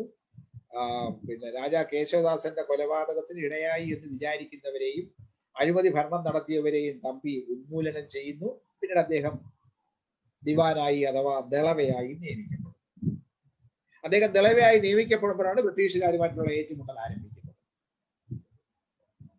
അപ്പോഴേക്കും ബ്രിട്ടീഷുകാരുമായിട്ട് തിരുവിതാംകൂറും കൊച്ചിയും ഉടമ്പടി വെക്കേണ്ട 1795 ഉടമ്പടി കൂടുതൽ കർക്കശമാവുന്നു. വേലുത്തമ്പിക്ക് ആ ഉടമ്പടി ഒപ്പുവെക്കേണ്ടി വരുന്ന രാജാവിന് വേണ്ടിയിട്ട് കൂടുതൽ കപ്പ 8 ലക്ഷം രൂപ കപ്പ നിശ്ചയിക്കുന്നു, ട്രിബ്യൂട്ട് നിശ്ചയിക്കുന്നു. അന്നത്തെ പിന്നെ British resident agent colonel Macaulay, പിന്നീട് വന്ന നമ്മുടെ വിദ്യാഭ്യാസ വിദഗ്ധനായ മെക്കോളെ അല്ല, ഇത് കേണൽ മെക്കോളെ. അദ്ദേഹം തിരുവിതാംകൂറിന്റെയും കൊച്ചിയും റെസിഡന്റ് ആയിരുന്നു. ഈ റെസിഡന്റ് എന്ന് വെച്ചാൽ ബ്രിട്ടീഷുകാരുമായി ഉടമ്പടി വയ്ക്കുന്ന നാട്ടുരാജാക്കന്മാരുടെ ആസ്ഥാനത്ത് ബ്രിട്ടീഷുകാരുടെ ഏജന്റ് ആയിട്ട്, റെസിഡന്റ് ആയിട്ട് താമസിക്കുന്നയാൾ. അങ്ങനെ വരുന്നയാളാണ് ഈ റെസിഡന്റ് എന്ന് പറയുന്നത്. അതാണ് കേണൽ മെക്കോളെ. മെക്കോളന്റെ അഭിപ്രായ വ്യത്യാസം ഉണ്ടാകുന്ന അഴിമതിക്കാരായ ചില കച്ചവടക്കാരെ മെക്കോളെ സംരക്ഷിക്കുന്നു എന്ന പേരിൽ കലാപം ഉണ്ടാകുന്നു. ആ കലാപമാണ് പിന്നീട് ബ്രിട്ടീഷുകാർക്ക് അതിലാണ് നേരിട്ട യുദ്ധത്തിലേക്ക് വേലുത്തമ്പിക്ക് പ്രവേശിക്കേണ്ടതായി വരുന്നു. അത് അന്നത്തെ കുണ്ടറ വിളംബരം, ഈ കലാപത്തിന്റെ തൊട്ടു മുമ്പ് അദ്ദേഹം പ്രഖ്യാപിക്കുന്ന ഒരു യുദ്ധ പ്രഖ്യാപനമാണ് ഈ കുണ്ടറ വിളംബരം. അത് നിങ്ങൾ അതിന്റെ വായിച്ചു നോക്കുന്നത് ഞാൻ അതിന്റെ വിശദാംശങ്ങളിലേക്ക് പോകുന്നില്ല. ആ ഫുൾ ടെക്സ്റ്റ്, അതിന്റെ പൂർണ്ണ രൂപം നിങ്ങളൊന്ന് വായിച്ചു കഴിഞ്ഞാൽ തമ്പിയുടെ മനസ്സിലിരിപ്പ് എന്താണ് എന്ന് ബോധ്യമാവും. തമ്പി ഇവിടെ ബഹളം ഉണ്ടാക്കുമ്പോൾ തന്നെ കൊച്ചിയിൽ പാലിയത്തച്ഛനും, അവിടുത്തെ പ്രധാനമന്ത്രിയായിരുന്നു പാലിയത്തച്ഛൻ, ബ്രിട്ടീഷുകാരുടെ പൂർണ്ണ നിയന്ത്രണത്തിലിരുന്ന മലബാറിലെ കോട്ടയം എന്ന് പറയുന്നത്, പിന്നെ നമ്മുടെ പിന്നെ വടകരയ്ക്ക് കിഴക്കുള്ള പ്രദേശം, കുറ്റിയാടി പ്രദേശം, അവിടേക്കാണ് കോട്ടയം എന്ന് പറഞ്ഞത്. കോട്ടയത്തെ രാജാവായ പഴശ്ശിയുമായിട്ട് അഭിപ്രായ വ്യത്യാസം ഉണ്ടാകുന്നു. പഴശ്ശി ആദ്യം ബ്രിട്ടീഷുകാരുമായിട്ട് എഗ്രിമെന്റ് കരാർ ഉണ്ടാക്കിയ ആളാണ്. പക്ഷേ ബ്രിട്ടീഷുകാർ ചതിയും വഞ്ചനയൊക്കെ കാണിച്ചു. പഴശ്ശിക്ക് നഷ്ടപ്പെട്ടു. അദ്ദേഹം അതുകൊണ്ട് കലാപത്തിലേക്ക് പുറപ്പെടുന്നു. കലാപത്തിൽ ആദ്യഘട്ടത്തിലൊക്കെ പരാജയപ്പെടുന്നു. അതുകൊണ്ട് അദ്ദേഹം വനത്തിലേക്ക് കയറുന്നു. വയനാടിൽ പോയിട്ട് കുറിച്യന്മാരെയും ആദിവാസികളൊക്കെ സംഘടിപ്പിച്ച് ഒളിപ്പോര് യുദ്ധം തുടങ്ങുന്നു. ആ യുദ്ധത്തിന്റെ അവസാനത്തിൽ അദ്ദേഹം കൊല്ലപ്പെടുന്നു, അഥവാ ആത്മഹത്യ എന്ന് പറഞ്ഞാൽ കൊല്ലപ്പെടുന്നു. അത് 1805 ഇപ്പൊ മലബാറിൽ ബ്രിട്ടീഷുകാരുടെ പൂർണ്ണ നിയന്ത്രണത്തിൽ ഉണ്ടായിരുന്ന മലബാറിനകത്താണ് അന്യായമായ പ്രവൃത്തികൾക്കെതിരെ ചെറുത്തുനിൽപ്പ് നടത്തിയിട്ട് പിന്നെ പഴശ്ശി രാജാവ് രക്തസാക്ഷിയാണ്. കൊച്ചിയിലാകട്ടെ പാലിയത്തച്ഛനും ഇതേപോലെ തന്നെ, കൊച്ചി രാജാവ് ശക്തൻ തമ്പുരാന്റെ കാലത്തെ പ്രധാനമന്ത്രിയായിരുന്നു ഈ പാലിയത്തച്ഛൻ. കൊച്ചിയെ ആധുനികവൽക്കരിച്ച ആളാണ്. ഒരുപക്ഷെ മാർത്താണ്ഡവർമ്മയ്ക്ക് സമാനമായി കൊച്ചി കാണുന്ന ആളാണ് ശക്തൻ തമ്പുരാൻ. അദ്ദേഹവും കച്ചവട വാണിജ്യത്തിലൂടെ കേരളത്തെ അന്നത്തെ കൊച്ചിയെ സമ്പന്നമാക്കാൻ ശ്രമിച്ചയാളാണ്. പ്രത്യേകിച്ച് മട്ടാഞ്ചേരി കേന്ദ്രമാക്കി പ്രവർത്തിച്ചിരുന്ന ഈ കൊങ്കണി കച്ചവടക്കാരുടെ അന്യായങ്ങൾക്കെതിരെ അദ്ദേഹം ശക്തമായ നടപടികൾ സ്വീകരിക്കുന്നു, അവരെ അടിച്ചമർത്തുന്നു. അങ്ങനെ പല കാര്യങ്ങളും അദ്ദേഹവും ചെയ്തു. അതുകൊണ്ടാണ് ഈ ശക്തൻ എന്നുള്ള പേര് വരുന്നത്.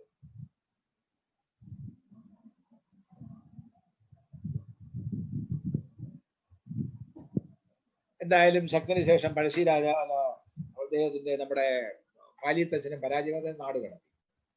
അതിനുശേഷമാണ് തിരുവിതാംകൂറിൽ വേലുത്തമ്പിയുടെ അരങ്ങേറ്റം. കുണ്ടറവിളംബരം വായിച്ചാൽ അറിയാം, ജനങ്ങൾക്ക് ദോഷകരമായ പല ഉടമ്പടികളും പല കാര്യങ്ങളും അതിനകത്തുണ്ട്. തെങ്ങവരി തലവരി മുതലായ അധിക നികുതികളും കെട്ടിവെക്കും.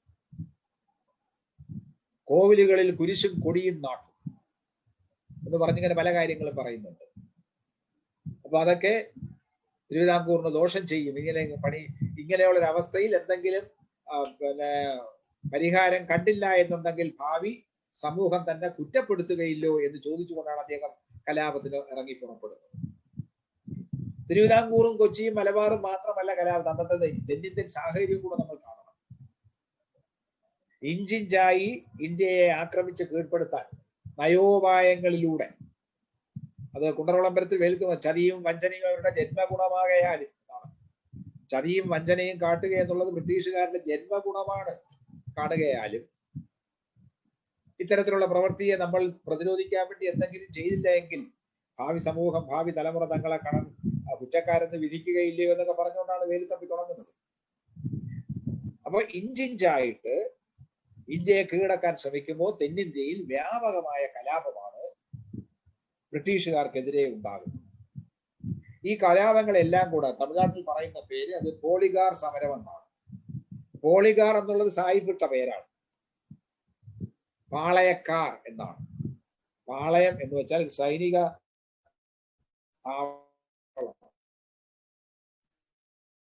സൈന്യം ബ്രിട്ടീഷുകാർ പറഞ്ഞത്. പാളയം അടിച്ചു എന്ന് പറഞ്ഞാൽ സൈന്യം ഒരു പ്രദേശത്ത് താമസം ഉറപ്പിച്ചു, അല്ലെങ്കിൽ അവിടെ അന്ന് നിന്നു എന്നാണ് അർത്ഥം. അങ്ങനെ നിരവധി പാളയക്കാർ ബ്രിട്ടീഷുകാരുടെ കടന്നാക്രമണങ്ങൾക്കെതിരെ, അന്യായങ്ങൾക്കെതിരെ നാട്ടുചന്തകളിൽ വന്ന്, നാട്ടുചന്ത ആഴ്ച ചന്തകളായിരിക്കും പലപ്പോഴും, നാട്ടുചന്തകളിൽ വന്ന് അന്യായ പിരിവ് നടത്തൽ, ഉൽപ്പന്നങ്ങൾ ബലം പ്രയോഗിച്ച് എടുത്തോണ്ട് പോകൽ.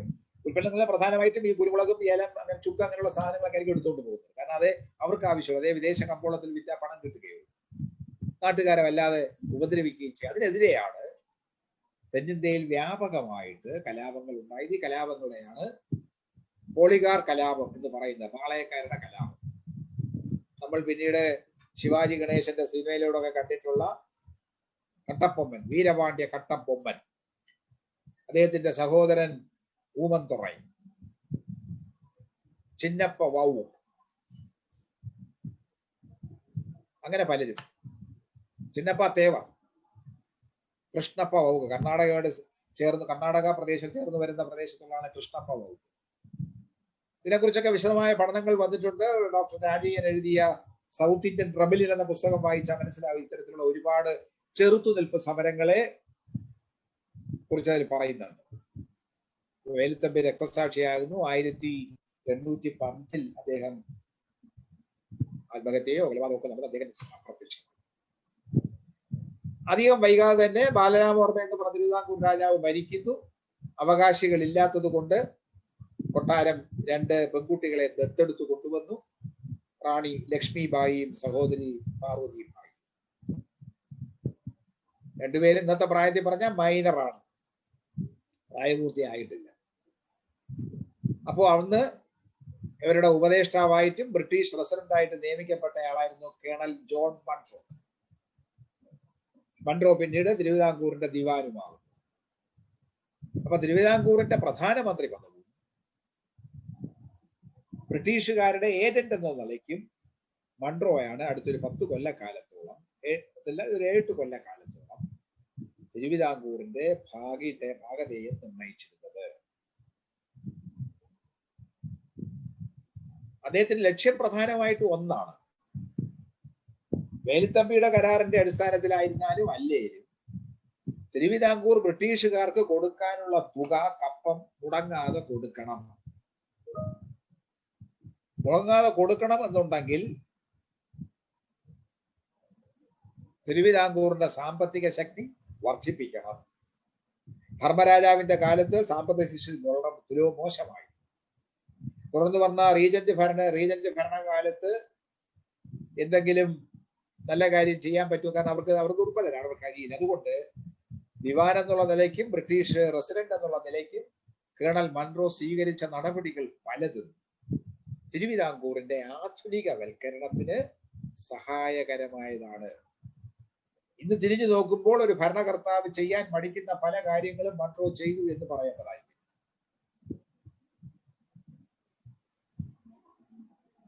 അങ്ങനെ ചെയ്തതാണ് തിരുവിതാംകൂറിന് സ്ഥായിയായ ചില നേട്ടങ്ങൾ പിൽക്കാലത്ത് ഉണ്ടാകാനും കാരണമായത്.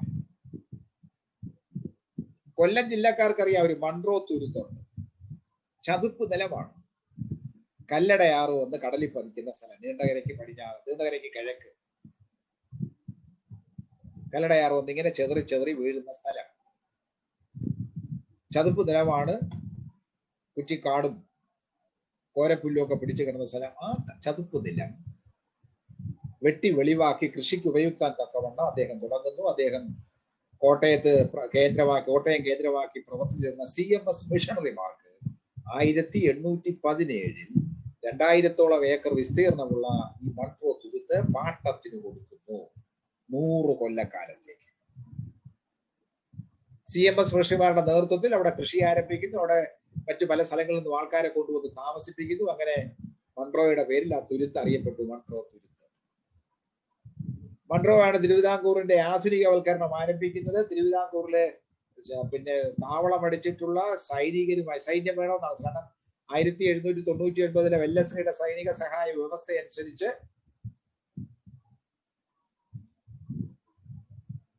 നാട്ടുരാജാക്കന്മാർ തങ്ങളുടെ ഉടമസ്ഥതയിലുള്ള തങ്ങളുടെ നേതൃത്വത്തിലുള്ള സൈന്യത്തെ പിരിച്ചുവിടണമെന്നും തൽസ്ഥാനത്ത് ബ്രിട്ടീഷ് സൈന്യത്തെ സ്വീകരിക്കണമെന്നും അവരുടെ ചെലവ് നാട്ടുരാജ്യങ്ങൾ തന്നെ വഹിക്കണമെന്നുള്ളതാണ് നിയമം. അതായത് നാട്ടുരാജ്യങ്ങളുടെ ചെലവിന്മേൽ ബ്രിട്ടീഷ് സൈന്യത്തെ ഇന്ത്യയുടെ വിവിധ ഭാഗങ്ങളിൽ, മർമ്മപ്രധാനമായ ഭാഗങ്ങളിൽ വിന്യസിക്കാൻ സാധിക്കുന്നു എന്നുള്ളതാണ് സൈനിക സഹായ വ്യവസ്ഥയുടെ ഏറ്റവും പ്രധാനപ്പെട്ട കാര്യം. മറ്റൊന്ന്, വിദേശ രാജ്യങ്ങളുമായിട്ടുള്ള നയതന്ത്ര ബന്ധം ബ്രിട്ടീഷുകാരിലൂടെ മാത്രമേ ഈ നാട്ടുരാജാക്കന്മാർ ചെയ്യാൻ പാടുള്ളൂ എന്നുള്ളതാണ്.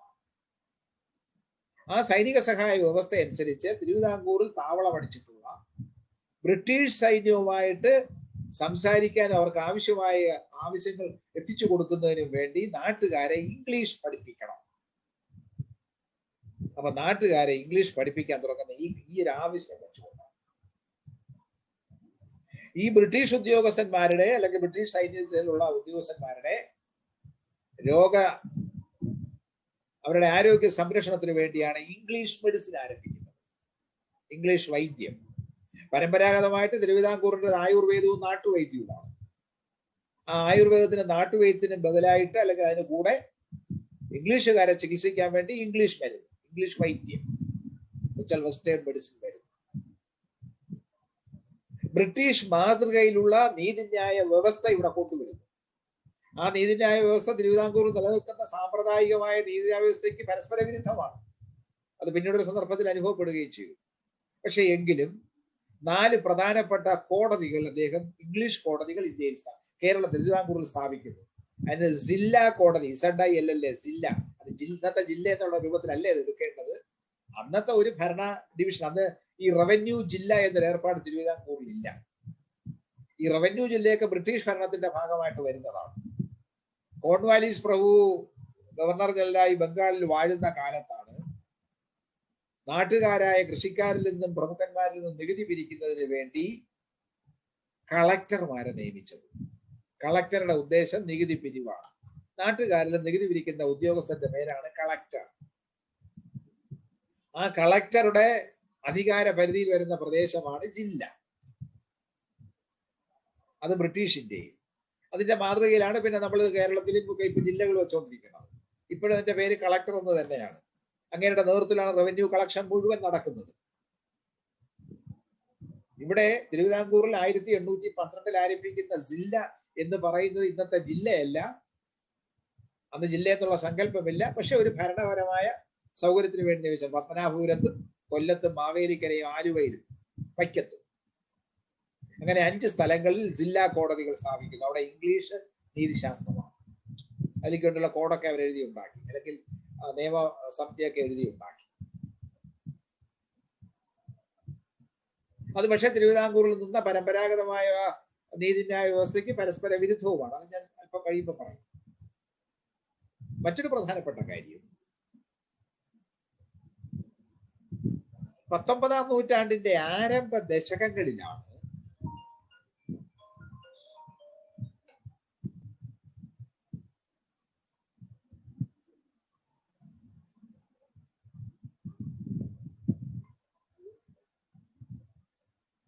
കേരളത്തിൽ പ്രൊട്ടസ്റ്റന്റ് ക്രൈസ്തവ മിഷണറിമാർ വരുന്നത്. അത് പറയുമ്പോൾ അല്പോ ചരിത്രം പരിശോധിക്കേണ്ടതായി വരും. ഞാൻ ഇന്നലത്തെ ക്ലാസ്സിൽ സൂചിപ്പിച്ചു, വിശ്വമഹാമതങ്ങളെല്ലാം ഉടലെടുത്തത് ഏഷ്യയിലാണെന്ന് ഞാൻ പറഞ്ഞു. അതിൽ യേശുവിന്റെ ശിഷ്യന്മാരുടെ കാലത്താണ് ഈ സിറിയൻ കച്ചവടക്കാർ, കേരള തീരവുമായിട്ട് കച്ചവട ബന്ധം ഉണ്ടായിരുന്ന ഒരുപാട് പേരുണ്ട്. ഇന്ത്യൻ മഹാസമുദ്ര വ്യവസ്ഥയെ കുറിച്ചൊക്കെ ഞാൻ ഇന്നലെ പറഞ്ഞു. ഇന്ത്യൻ മഹാസമുദ്ര മേഖലയുമായി കച്ചവടം ചെയ്ത് കിട്ടുന്ന പണം കൊണ്ടാണ് റോമറ സാമ്രാജ്യം ഒരു പരിധിവരെ നിലനിന്നതെന്ന് ഇന്നലെ സൂചിപ്പിച്ചു. അപ്പൊ ഏഷ്യൻ പ്രദേശങ്ങളുമായിട്ട്, ഇന്ത്യയുമായിട്ട്, കേരളവുമായിട്ടൊക്കെ കച്ചവട ബന്ധം ഉണ്ടായിരുന്ന സിറിയൻ കച്ചവടക്കാരുടെ കൂടെയാണ് ആദ്യകാല ക്രൈസ്തവ പ്രവർത്തകർ, ക്രിസ്തുമത പ്രവർത്തകർ കേരളത്തിൽ എത്തുന്നത്. അന്ന് മതമെന്നോ സംഘടിത രൂപമെന്നോ ഒന്നും പറയാനില്ല. കാരണം അന്ന് മതമായിട്ട് ഒരു എന്താ പറഞ്ഞ ഒരു സെമിറ്റിക് മതം എന്നുള്ള രൂപത്തിൽ ക്രിസ്തു മതത്തിനൊരു സംഘടനാ രൂപം അന്നില്ല. പക്ഷെ ക്രിസ്തു ദർശനമുണ്ട്. ക്രിസ്തുവിന് തൊട്ടു മുമ്പുള്ള യോഹന്നാന്റെ പഴയ ദർശനത്തിൽ പറയുന്ന, പഴയ പുസ്തകത്തിൽ പറയുന്ന കാര്യങ്ങളൊക്കെ ഉണ്ട്. മാനവ സ്നേഹത്തിന്റെ, മാനവ മൈത്രിയുടെ ചൂഷണ വിരുദ്ധമായ, ധനസമ്പാദനത്തിനെതിരായ, വ്യക്തിപരമായും കുടുംബപരമായിട്ടും അല്ലെങ്കിൽ സാമൂഹികമായ തിന്മകൾക്കെതിരെയുള്ള അഷ്ടാംഗമാർഗം, ബുദ്ധൻ അവതരിപ്പിച്ച അഷ്ടാംഗമാർഗത്തിന്റെ വേറെ രൂപത്തിലുള്ള കാര്യങ്ങളാണ് ക്രിസ്തുമതവും പറയുന്നത്. ആ ദർശനം കച്ചവടക്കാരിലൂടെ ഇവിടെ എത്തി. അങ്ങനെ എത്തിയവരെയാണ് സിറിയൻ ക്രിസ്ത്യൻസ് എന്ന് പറയുന്നത്. നമ്മുടെ മലയാളത്തിൽ സുറിയാനി ക്രിസ്ത്യാനി. അങ്ങനെ എത്തി ആദ്യകാലത്ത് കച്ചവടക്കാരിലൂടെ. പിന്നീട് വ്യാപകമായ ഒരു ക്രിസ്തുമത പരിവർത്തനം നടക്കുന്നത് പോർച്ചുഗീസ് കാലഘട്ടത്തിൽ. അങ്ങനെയാണ് ലത്തീൻ കത്തോലിക്കർ, ലാറ്റിൻ കാത്തലിക്സ് എത്തുന്നത്. റോമൻ കത്തോലിക്ക മതത്തിന്റെ അധിപനായ പോപ്പിന്റെ വിധേയമായ ആഷ്കാരം വരുന്നത്. അപ്പൊ നേരത്തെ കേരളക്കരയിൽ സ്ഥാപിച്ചിരുന്ന അല്ലെങ്കിൽ സ്ഥാനം ഉറപ്പിച്ചിരുന്ന ക്രൈസ്തവ പുരോഹിതന്മാരുമായിട്ടും അവരുടെ ആസ്ഥാനം ആന്റിയോക്ക് ആയിരുന്നു. പിന്നീട് വന്ന പോർച്ചുഗീസുകാരുടെ കൂട്ടത്തിൽ നിന്ന് ലത്തീൻ കത്തോലിക്ക, അവരുടെ അധിപന്റെ ആസ്ഥാനം റോമാണ്, പോപ്പാണ്. ഇവർ തമ്മിൽ മതപരമായിട്ടുള്ള സംഘർഷങ്ങൾ, ആശയപരമായ സംഘർഷങ്ങളുള്ളപ്പോൾ തന്നെ സിറിയൻ കച്ചവടക്കാരുടെ നിയന്ത്രണത്തിലുണ്ടായിരുന്ന പള്ളികളും പള്ളി അങ്കണത്തിലെ ചന്തകൾ അത് കൈവശപ്പെടുത്താൻ പോർച്ചുഗീസുകാർ ശ്രമിക്കുന്നു. നിങ്ങൾ ശ്രദ്ധിച്ചാൽ അറിയാം, മധ്യ തിരുവിതാംകൂറിലും അല്ലെങ്കിൽ വരാപ്പുഴയോ കൊച്ചിയുടെ ഭാഗത്തൊക്കെ ഉള്ള ഏറ്റവും പഴക്കമുള്ള ക്രൈസ്തവ ദേവാലയങ്ങളുടെ മുറ്റം വളരെ വിശാലമാണ്, അങ്കണങ്ങൾ വിശാലമാണ്. കാരണം അവിടെ ആഴ്ച ചന്തകളാണ്. അവിടെ വസ്തുക്കൾ ശേഖരിച്ചിട്ടാണ് അവർ, കർഷകർ അവിടെ കൊണ്ടുവരുന്നു, ആവശ്യക്കാരവിടെ ഒന്ന് വാങ്ങുന്നു. അങ്ങനെ പള്ളി അങ്കണങ്ങൾ ആഴ്ച ചന്തകളും കൂടെ ആയിരുന്നു. ആ കമ്പോളം പിടിക്കലായിരുന്നു പോർച്ചുഗീസുകാരുടെ ലക്ഷ്യം. അതാണ് പിന്നെ പല കലാപങ്ങളിലേക്കും പോകുന്നത്. അതിന്റെ ദാർശനികമായ ക്രൈസ്തവ വിശ്വാസത്തിലുള്ള ആചാരാനുഷ്ഠാനങ്ങളിലുള്ള വ്യത്യാസത്തിന്റെ പേരിൽ കൂനംകുരിശ് കലാപമെന്നോ അല്ലെങ്കിൽ ഒത്തീർപ്പാക്കാനുള്ള ഉദയം പേരൂർ ശുനകദോഷം എന്നോ ഒക്കെ കാര്യങ്ങൾ വരുന്നത് ഈ രണ്ടു തരത്തിലുള്ള കച്ചവട താല്പര്യത്തിന്റെ ബലിയാടുകളായി പോയി കേരളത്തിലെ ക്രൈസ്തവ വിശ്വാസികൾ എന്നുള്ളത് കൊണ്ടാണ്.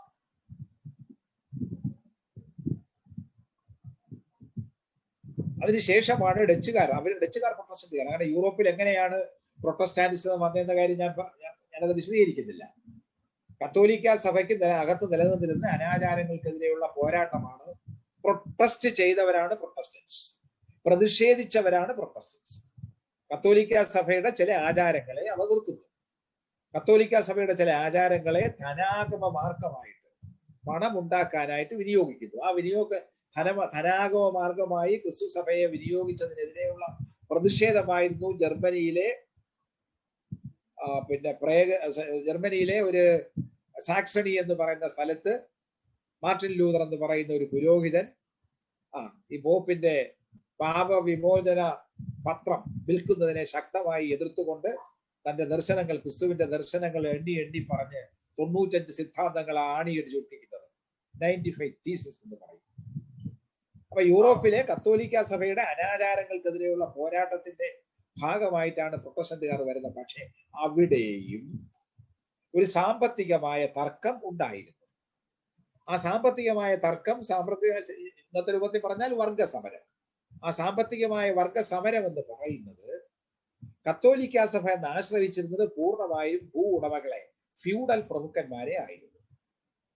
ആ ഫ്യൂഡൽ പ്രഭുക്കന്മാരുടെ ആ സാമ്പത്തിക വ്യവസ്ഥയ്ക്കകത്താണ് ഒരു കച്ചവട വർഗം വളർന്നു വന്നു. പൗരസദേശവുമായിട്ട് കച്ചവട ബന്ധം സ്ഥാപിച്ച ഒരു കച്ചവട വർഗം. ആ കച്ചവട വർഗത്തിന്റെ പേരാണ് ബൂർഷ്വാസ്.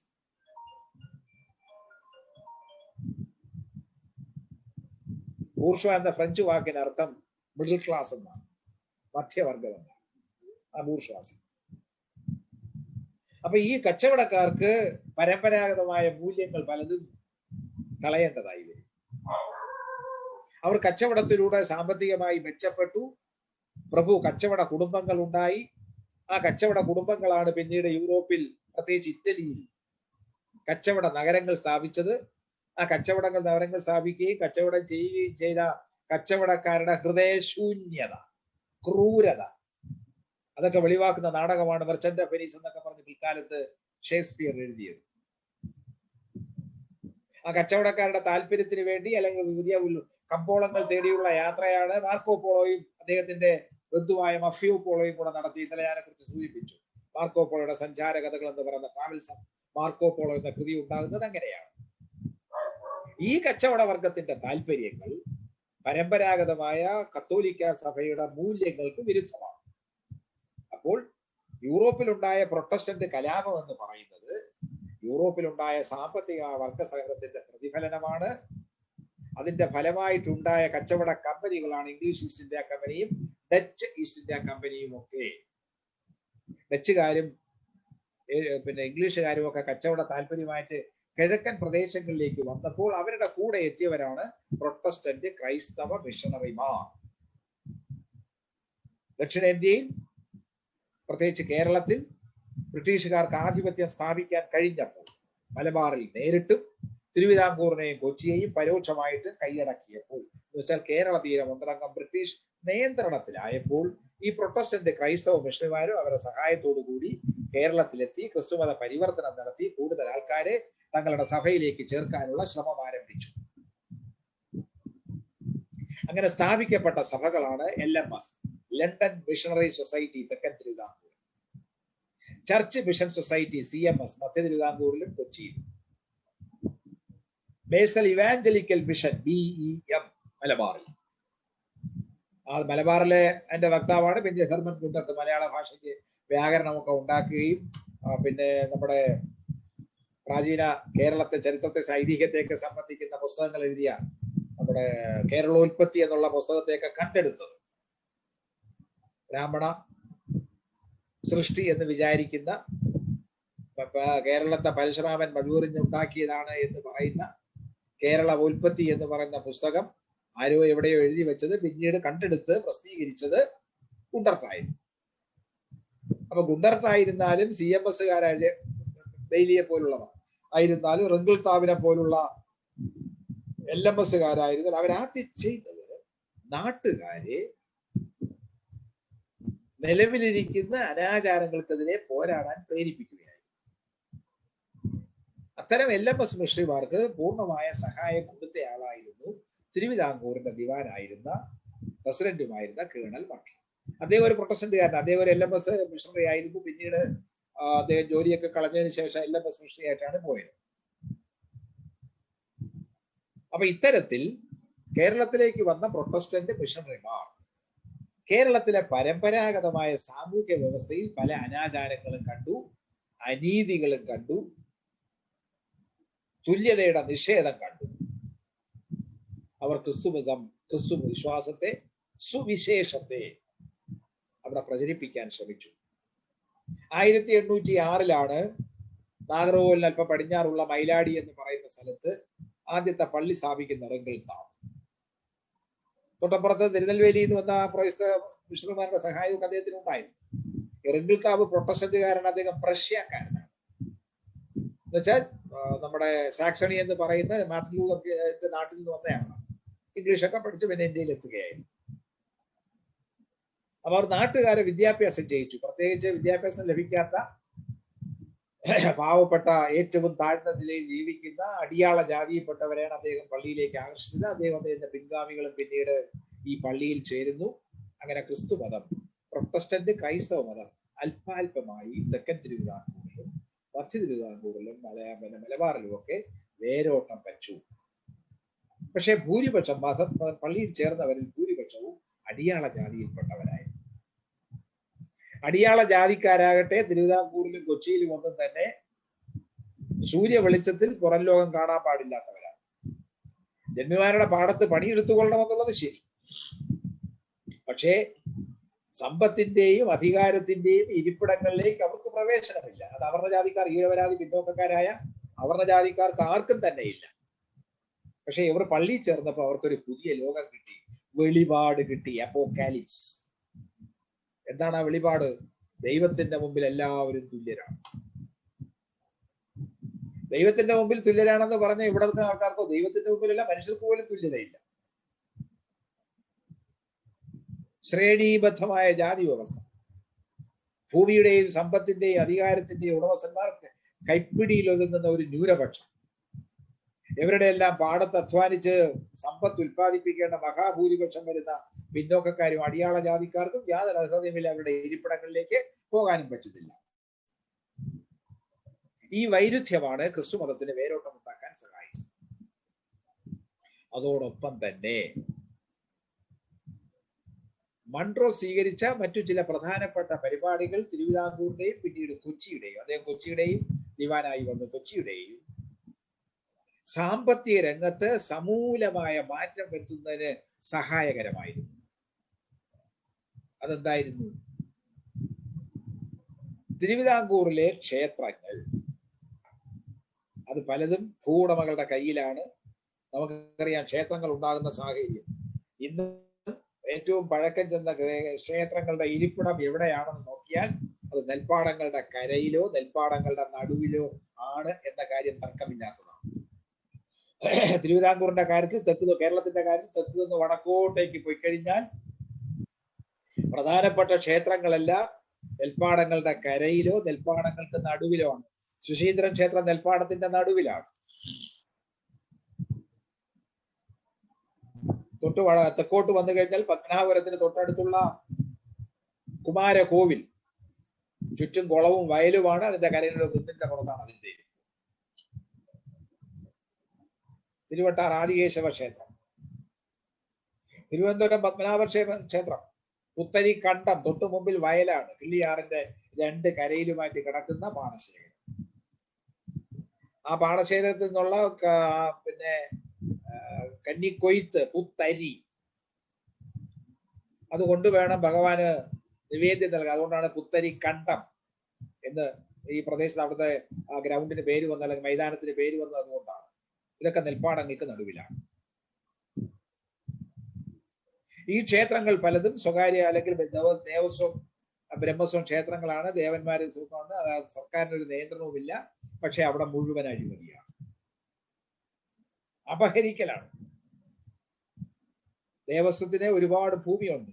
ആ ഭൂമിയിൽ നിന്നുള്ള വരുമാനം മുഴുവൻ പലരായിട്ട് അപഹരിച്ചു കൊണ്ടുപോകാൻ അഴിമതി ആരോപണങ്ങൾ ഉണ്ടാകുന്നു. അതുകൊണ്ട് ഇത്തരം ക്ഷേത്രങ്ങളെ ഏറ്റെടുക്കാൻ മൺട്രോയുടെ കാലത്ത് തീരുമാനിക്കുന്നു. അങ്ങനെ 1812 തിരുവിതാംകൂറിലെ 378 ക്ഷേത്രങ്ങളെ സർക്കാർ ഏറ്റെടുക്കുകയും അവയുടെ ഭൂസ്വത്ത് കണ്ടുകെട്ടി സർക്കാരിൻ്റെതാണെന്ന് പ്രഖ്യാപിക്കുകയും ചെയ്തു. ക്ഷേത്രം ഏറ്റെടുക്കാനുള്ള ധൈര്യമൊക്കെ അതുണ്ടേ. 378 ക്ഷേത്രങ്ങൾ, 10,000 ഏക്കർ ഭൂമിയാണ് ക്ഷേത്രങ്ങൾക്ക് ഉണ്ടായിരുന്നത്. ആ ഭൂമിയെല്ലാം ക്ഷേത്രത്തിൽ നിന്നും സർക്കാർ ഏറ്റെടുക്കുന്നു. അങ്ങനെ പണ്ടാര വകയാകുന്നു, രാഷ്ട്രത്തിന്റെ ഭരണകൂടത്തിന്റെ വകയാകുന്നു. അങ്ങനെ ഭരണകൂടത്തിന്റെ ഭൂസ്വത്ത് വർദ്ധിക്കുന്നു. ഭരണകൂടത്തിന്റെ ഭൂസ്വത്ത് വർദ്ധിച്ചെങ്കിൽ മാത്രമേ മൺട്രോയ്ക്ക് പണം പിരിച്ചെടുത്ത് ബ്രിട്ടീഷുകാർക്ക് കൊടുക്കാൻ പറ്റുകയുള്ളൂ. അപ്പൊ അതിലേക്ക് അദ്ദേഹം ചെയ്തൊരു വിദ്യയാണിത്. പക്ഷെ ഈ ദേവങ്ങൾ, ഈ ക്ഷേത്രങ്ങളുടെ ഭരണം ആര് നടത്തും? അവരുടെ നിത്യനിദാന ചെലവ്, കാരണം ഭൂമിയെല്ലാം സർക്കാർ ഏറ്റെടുത്തില്ല. അപ്പൊ ചെലവിന് കൊടുക്കാൻ വേണ്ടി ദേവസ്വം ഡിപ്പാർട്ട്മെന്റ്, ദേവസ്വം വകുപ്പ് തുടങ്ങുന്നു. അങ്ങനെയാണ് തിരുവിതാംകൂറിൽ ദേവസ്വം വകുപ്പിന്റെ ആവിർഭാവം. ഇങ്ങനെ സർക്കാരിൽ നിന്നും ദേവസ്വത്തിൽ നിന്നും കണ്ടുകെട്ടിയ ഭൂമിയെ പുതിയ പാട്ടക്കാർക്കായിട്ട് മൺട്രോ പതിച്ചു കൊടുക്കുന്നു. അതാണ് 1818 ഒന്നാം പാട്ട വിളംബരം. ഇതനുസരിച്ച് പുതുതായി സർക്കാരിന് കിട്ടിയ ഭൂമിയെ പാട്ടക്കാർക്ക് കൊടുക്കുന്നു എന്ന് മാത്രമല്ല, ഞാൻ ഇന്നലെ സൂചിപ്പിച്ചു, ഭൂമിയുടെ കിടപ്പ് എന്ന് പറയുന്നത് കൃഷിഭൂമിയായി തരംതിരിക്കുന്നതിന്റെ പേര് നിലവും പുരയിടവും. പുരയിടത്തോട് ചേർന്ന് കിടക്കുന്ന വനഭൂമി. ഈ പുരയിടത്തിനും വനഭൂമിക്കും ഇടയ്ക്ക് പുതിയൊരു മേഖല, ഒരു പുതിയ സോൺ മൺട്രോയുടെ കാലത്ത് ഉണ്ടാകുന്നു. അതിന്റെ പേരാണ് പുതുവൽ. മലയാളത്തിലെ ചില പദങ്ങളാണ് ഇപ്പോഴും ഭൂമി സംബന്ധമായ രജിസ്ട്രേഷൻ നടക്കുമ്പോഴോ ഭൂമി സംബന്ധമായ രേഖകൾ വായിക്കുമ്പോഴോ ഒക്കെ കേൾക്കുന്ന ഒരു പേരാണ് പുതുവൽ. പുതുവൽ എന്ന് വെച്ചാൽ പുതുതായിട്ട് കൃഷിക്ക് ഉപയുക്തമാക്കിയ ഭൂമി എന്നർത്ഥം. പുരയിടത്തോട് ചേർന്ന് കിടക്കുന്ന വനഭൂമി, അതിനെ വെട്ടി വെളിവാക്കിയെടുക്കാൻ പാട്ടക്കുടിയാന്മാർക്ക് അവകാശം കൊടുക്കുന്നു. കായൽ നിലങ്ങൾ, കായൽ വരമ്പുകൾ, കുളങ്ങളുടെയും തോടുകളുടെയും വരമ്പുകൾ, ഇതൊക്കെ പുറംപോക്ക് എന്ന് പറഞ്ഞ് സർക്കാരിന്റെ വകയാക്കിയിരുന്നത് ഉൾപ്പെടെ ഈ ഭൂമിയെല്ലാം പുതിയ പാട്ടക്കാർക്ക് പതിച്ചു കൊടുക്കുന്ന വിളംബരമാണ് 1818 അതിന്റെ ഒന്നാം പാട്ട വിളംബരം എന്ന് പറയാം. ഇതിൽ ശ്രദ്ധിക്കേണ്ട ഒരു പ്രധാനപ്പെട്ട കാര്യം, ഇങ്ങനെ പാട്ടഭൂമിയായി കിട്ടിയവരിൽ പിന്നോക്ക ജാതിക്കാരും ഉണ്ടായിരുന്നു. മൺട്രോയ്ക്ക് സവർണനെന്നോ അവർണനെന്നുള്ള വ്യത്യാസമില്ല.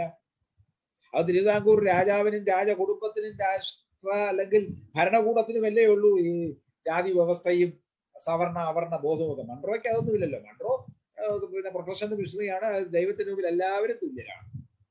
അതുകൊണ്ട് ജാതി മത വ്യത്യാസമില്ലാതെ സർക്കാർ വക ഭൂമി പലർക്കായിട്ട് വീതം വെച്ചു, പലർക്കായിട്ട് പാട്ടത്തിന് കൊടുത്തു. അങ്ങനെ ഭൂമി കിട്ടിയവരിൽ ചാന്നാന്മാരുടെ, തെക്കൻ പ്രദേശങ്ങളിലെ ചാന്നാന്മാര്, ഈഴവര്, ക്രിസ്ത്യാനികള്, അത് പ്രൊട്ടസ്റ്റന്റുകാരായ ക്രിസ്ത്യാനികളും ഉണ്ട്.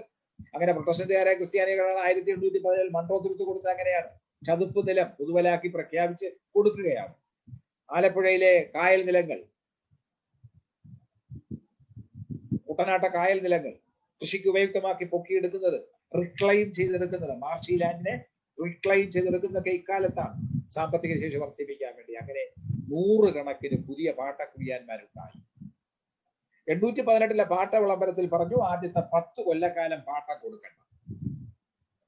10 കൊല്ലക്കാലത്തേക്ക് പാട്ടം കൊടുക്കണ്ട. കാരണം ഇത് ചതുപ്പ് നിലമാണ്, വനഭൂമിയാണ്. വെട്ടി വെളിവാക്കി കൃഷിയിട്ട് വരാൻ, അല്ലെങ്കിൽ ചതുപ്പ് മാറ്റി കരഭൂമിയാക്കി മാറ്റി വെള്ളം വറ്റിച്ച് കൃഷിയിടാൻ ഒരുപാട് സമയമെടുക്കും. അപ്പൊ സാമ്പത്തികമായിട്ടൊരു മിച്ചവും കിട്ടുന്നുണ്ട്. 10 കൊല്ലത്തിന് ശേഷം പാട്ടം കൊടുത്താൽ മതി. ഇത് മാത്രമല്ല, മൺട്രോയ്ക്ക് ശേഷം പിന്നീട് 1821 ആകുമ്പോഴേക്കും മറ്റൊരു പാട്ട വിളംബരവും കൂടെ കൊണ്ടുവരുന്നു. അതിന്റെ അടിസ്ഥാനത്തിൽ മാർത്താണ്ഡവർമ്മയുടെ കാലം തൊട്ട് കൊടുത്തു തുടങ്ങിയിരുന്ന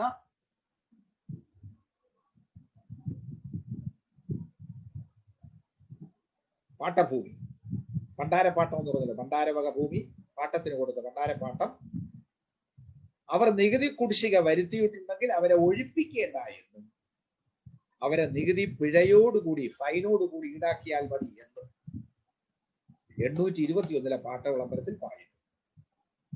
അപ്പോ നേരത്തെ വേലുത്തമ്പിയുടെ കാലത്ത് നടന്ന നാട്ടുകൂട്ട വിളക്കത്തിൽ ഉന്നയിച്ചിരുന്ന ആവശ്യം, അന്യായപ്പാട്ടം പാടില്ല എന്ന്, നികുതി അളക്കാൻ, നികുതി കൊടുക്കാൻ, പാട്ടം കൊടുക്കാൻ കർഷകർക്ക് ഇളവ്, സാവകാശം കൊടുക്കണമെന്നുള്ള ആവശ്യത ഇവിടെ അംഗീകരിക്കപ്പെടുന്നു. അതൊക്കെ പലപ്പോഴും കർഷകരുടെ ആവശ്യത്തിന്റെ അടിസ്ഥാനത്തിലാണ്. കർഷകർ പിന്നെ നാട്ടുകൂട്ട വിളക്കത്തിന്റെ പേരിലോ അല്ലെങ്കിൽ മറ്റേതെങ്കിലും കാര്യത്തിന്റെ പേരിലോ അവരുടെ ഭരണാധികാരികളിലൂടെയോ അല്ലെങ്കിൽ സർവാധികാരിക്കന്മാരിലൂടെയോ നിവേദനം കൊടുത്തതിന്റെ ഫലമായിട്ട് വന്ന ആനുകൂല്യങ്ങളാണ് ഇതൊക്കെ. എന്തായാലും കർഷകർക്ക്, പാട്ടക്കുടിയാന്മാർക്ക് ആനുകൂല്യം കിട്ടുന്ന ഒരു സമീപനം മൺട്രോയുടെ ഭാഗത്ത് നിന്ന് തുടങ്ങുന്നു. അപ്പൊ സാമ്പത്തികമായിട്ട് മെച്ചപ്പെടുന്നു, വാണിജ്യപരമായിട്ട് മെച്ചപ്പെടുന്നു. അങ്ങനെ കേരളത്തിൽ പുതിയ, അല്ലെങ്കിൽ തിരുവിതാംകൂറിൽ പുതിയ ഒരു സംസ്കാരം, സാമ്പത്തിക രംഗത്തൊരു മാറ്റം, ഒരു ദിശാമാറ്റം കാണാനായി സാധിക്കും. ഇതിന്റെ തൊട്ടടുത്ത ഏറ്റവും പ്രധാനപ്പെട്ട മറ്റൊരു കാര്യം സംഭവിക്കുന്നത് ക്രൈസ്തവ മിഷണറിമാരുടെ പ്രവർത്തനത്തിന്റെ ഫലമായിട്ടും സാമ്പത്തിക രംഗത്ത് അല്പാൽപമായി വന്നു തുടങ്ങിയ മാറ്റത്തിന്റെ ഫലമായിട്ടും പുതിയൊരു ബോധം ജനങ്ങളിൽ ഉണ്ടാകുന്നു. ആ ബോധം വളരെ പ്രധാനപ്പെട്ട കാര്യമാണ്. നമ്മൾ എത്ര സാമ്പത്തികമായി മെച്ചപ്പെട്ടാൽ എവിടെ നിൽക്കുന്നെങ്കിലും നമ്മുടെ ബോധം മുന്നോട്ട് നയിക്കുന്നതിന് പ്രധാനപ്പെട്ട കാര്യമാണ്. നമ്മുടെ ബോധത്തെ ഉണ്ടാക്കുന്ന നമ്മൾ ജീവിച്ചിരിക്കുന്ന സാഹചര്യമാണ്.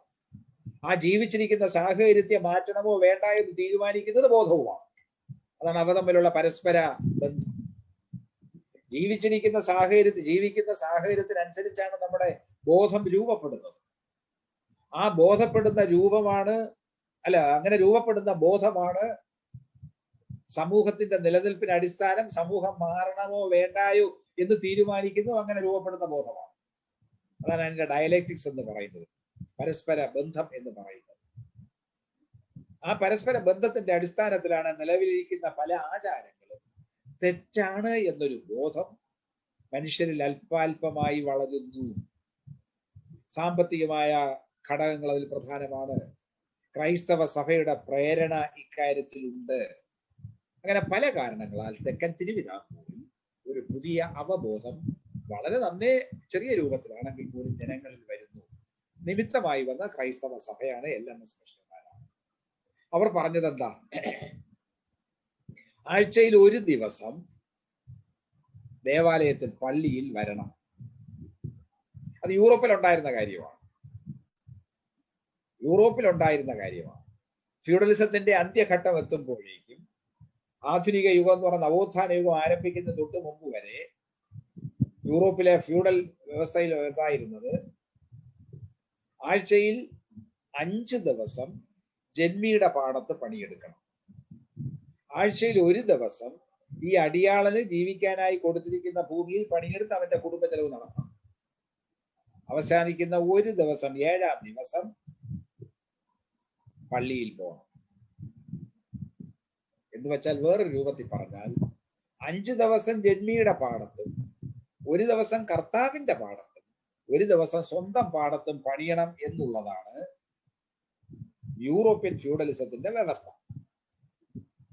തിരുവിതാംകൂറിലാകട്ടെ ക്രൈസ്തവ സഭകൾ പള്ളികൾ സ്ഥാപിക്കുമ്പോൾ LMS പള്ളി സ്ഥാപിച്ചപ്പോൾ പറഞ്ഞു ആഴ്ചയിൽ ഒരു ദിവസം നിങ്ങൾ പള്ളിയിൽ വരണം. അത് ഞായറാഴ്ച ആയിക്കോട്ടെ. പള്ളിയിൽ വരുമ്പോൾ ദേഹശുദ്ധി വരുത്തി വരണം. എന്നുവെച്ചാൽ കുളിച്ച് വൃത്തിയായിട്ട് വരണം. കുളിയൊന്നും ആവശ്യമില്ലാത്ത അടിയാള വിഭാഗമാണ്. ഒരു പാടത്താണ് പണിയെടുക്കുന്നത്. ചേറിൽ കിടക്കുന്ന ചെറുമനാണ്. പകലന്തിയോളം ചേർന്നത്. പിറ്റെന്നും പോയി ചേറില കിടക്കും. പിന്നെ രാത്രി കുളിച്ചിട്ട് കിടക്കേണ്ട കാര്യം തോന്നുന്നു. അതായിരുന്നു അവരുടെ ബോധം. പക്ഷെ അവരോട് ഇപ്പൊ പറയുകയാണ് നിങ്ങൾ വ്യക്തിശുദ്ധി വരുത്തണം. അങ്ങനെ വ്യക്തിശുദ്ധി, ശരീരശുദ്ധി വരുത്തിയാൽ ആരോഗ്യം വർദ്ധിക്കും, രോഗപ്രതിരോധ ശക്തി കിട്ടും. കഴുകി വൃത്തിയാക്കി ഉണക്കിയ വസ്ത്രം ധരിച്ചു വരണം. സ്ത്രീകളാണെങ്കിൽ ഈ പുരോഹിതന്മാരുടെ വീട്ടിലെ കുടുംബത്തിലെ സ്ത്രീകളെ പോലെ മാറു മറച്ചു വരണം, കുപ്പായം ധരിച്ചു വരണം. ഇതാണ് പള്ളിയിൽ കൊടുത്ത ഉപദേശം. ആദ്യകാലത്തൊക്കെ പ്രയാസമായിരുന്നു. ശീലം മാറ്റാൻ വലിയ പാടല്ലേ. ഒറ്റ മുണ്ടെടുത്ത് തോന്നിച്ചു മുട്ടുമറയാത്ത ഒറ്റ മുണ്ടെടുത്ത് ശീലിച്ചവരോട് 2-ാം മുണ്ട് ധരിക്കണമെന്ന് പറഞ്ഞാൽ, കുളിച്ച് ശീലമില്ലാത്തവരോട് കുളിക്കണമെന്ന് നിങ്ങൾ ആടിനെ വെള്ളത്തിൽ ഇറക്കി കുളിപ്പിച്ചിട്ടുണ്ടോ? വലിയ പ്രയാസമാണ്. കാരണം ആടിന് വെള്ളം ഇഷ്ടമല്ല. അതേപോലെ കുളിക്കാൻ ഇഷ്ടമില്ലാത്തവരോട് കുളിക്കണമെന്ന് പറഞ്ഞാൽ, പല്ല് തേക്കാൻ ഇഷ്ടമില്ലാത്തവരോട് പല്ല് തേക്കണമെന്ന് പറഞ്ഞു കഴിഞ്ഞാൽ, വസ്ത്രധാരണ ശീലം വസ്ത്രം ധരിച്ച് പോകണമെന്ന് വലിയൊരു ചൊറിച്ചിലാണ്. പക്ഷെ ക്രമേണ അവർക്ക് മാറ്റാൻ സാധിച്ചു. അവരങ്ങനെ വസ്ത്രം ധരിക്കാൻ തുടങ്ങി, മാറുമറയ്ക്കാൻ തുടങ്ങി. അപ്പോഴാണ് പരമ്പരാഗതമായ മൂല്യത്തിന്റെ നിഷേധമാണ് അതെന്ന് മനസ്സിലാകുന്നത്. പരമ്പരാഗതമായ കേരളത്തിന്റെ ജാതി വ്യവസ്ഥയിൽ അനുസരിച്ച് അടിയാളനായിരുന്നാലും ആഠ്യബ്രാഹ്മണനായിരുന്നാലും മേൽമുണ്ട് ധരിക്കുന്ന, 2-ാം മുണ്ട് ധരിക്കുന്ന പതിവില്ല, മാറുമറയ്ക്കുന്ന പതിവില്ല. വീട്ടിനകത്ത് ബ്രാഹ്മണ സ്ത്രീകൾ പോലും 2-ാം മുണ്ട് ധരിക്കാറില്ല. അവർ വെളിയിലേക്ക് എങ്ങാനും പോവുകയാണെങ്കിൽ ഘോഷയും മറക്കുടയും. അതുകൊണ്ടാണ് മറക്കുടയ്ക്കുള്ള മഹാനരകം എന്ന് ഒരു നൂറ്റാണ്ടിന് ശേഷം VT ഭട്ടതിരിപ്പാട് നാടകം എഴുതിയത്. ഘോഷ, ഒരു തുണി കൊണ്ട് ദേഹമാസകലം മൂടും. അതാണ് ബ്രാഹ്മണ സ്ത്രീകൾക്ക് വിധിക്കപ്പെട്ടത്. നായർ സ്ത്രീകളാകട്ടെ വേണമെങ്കിൽ ധരിക്കാം റൗക്കല്ലോ ഒരു ഒരു ഒരു മുലക്കച്ച, മാറു മറച്ചുകൊണ്ടൊരു കച്ച എടുത്ത് കെട്ടാം. പക്ഷെ അമ്പലത്തിൽ കയറി അത് അഴിച്ചു വേണം. ദേവന് അതൊന്നും ഇഷ്ടമല്ല. അതായിരുന്നു അവിടുത്തെ സ്ഥിതി. പിന്നെ അടിയാള ജാതിക്കാരുടെ കാര്യം പറയാൻ, അവർക്കൊന്നും പോകാനില്ല.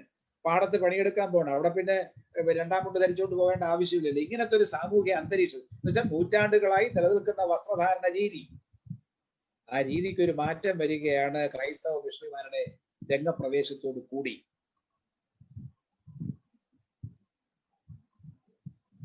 അല്പാൽപമായിട്ട് പള്ളിയിൽ പോകുന്ന ജനം, പ്രത്യേകിച്ച് സ്ത്രീകൾ, മുണ്ട് ധരിച്ച് പോകാൻ തുടങ്ങി. അത് പരമ്പരാഗതമായ വ്യവസ്ഥകൾക്ക് വിരുദ്ധമാണ്. നാട്ടുകാരിടപെട്ടു. ഇവരുടെ മുണ്ട് പരസ്യമായി വലിച്ചു കീറി. അത് ധരിച്ചവരെ മർദ്ദിച്ചു. അവരെ വീടുകൾ തീവച്ചു. കലാപങ്ങൾ ഉണ്ടായി. അങ്ങനെ വലിയ ബഹളമായി. അപ്പോ ദിവാൻ മൺട്രോ ഒരു ഉത്തരവിറക്കി 1814. ക്രിസ്തു മതത്തിൽ ചേർന്ന സ്ത്രീകൾക്ക് രണ്ടാം മുണ്ട് ധരിക്കാം. പക്ഷെ സർക്കാർ ഉത്തരവ്, ദിവാന്റെ ഉത്തരവൊന്നും നാട്ടുപ്രമാണികൾക്ക് ബാധകമല്ല. അതൊക്കെ അനുസരിക്കേണ്ടതെന്ന് അവർക്ക് അറിഞ്ഞുകൂടാ. നമ്മളിപ്പോ പൊതുനിരത്തിൽ നിന്ന് മൂത്രമൊഴിക്കാൻ പാടില്ലെന്നോ പരസ്യമായി മല പിന്നെ വിസർജനം ചെയ്യാൻ പാടില്ല എന്ന് സർക്കാർ, വെളിയിട മാലിന്യ നിർമ്മാർജ്ജന നിയമമൊക്കെ കേരള സർക്കാർ ഉണ്ടായല്ലോ. ഇതൊന്നും എനിക്ക് ബാധകമല്ല എന്ന് പറഞ്ഞുകൊണ്ട് ഒരു പുരുഷ കേസരിയിൽ നിന്ന് പരസ്യമായി മൂത്രമൊഴിക്കുകയോ ഒക്കെ ചെയ്തപ്പോൾ ആ ഒരു മനോഭാവം, അതാണ് അന്നത്തെ പ്രമാണിമാർക്ക് ഉണ്ടായിരുന്നത്. അവർ സർക്കാർ ഉത്തരവൊന്നും വകവച്ചില്ല, മൺട്രോയുടെ ഉത്തരവ് വകവച്ചില്ല. പരസ്യമായിട്ട് മുണ്ട് വിരിച്ചത് അടിയുണ്ടായി.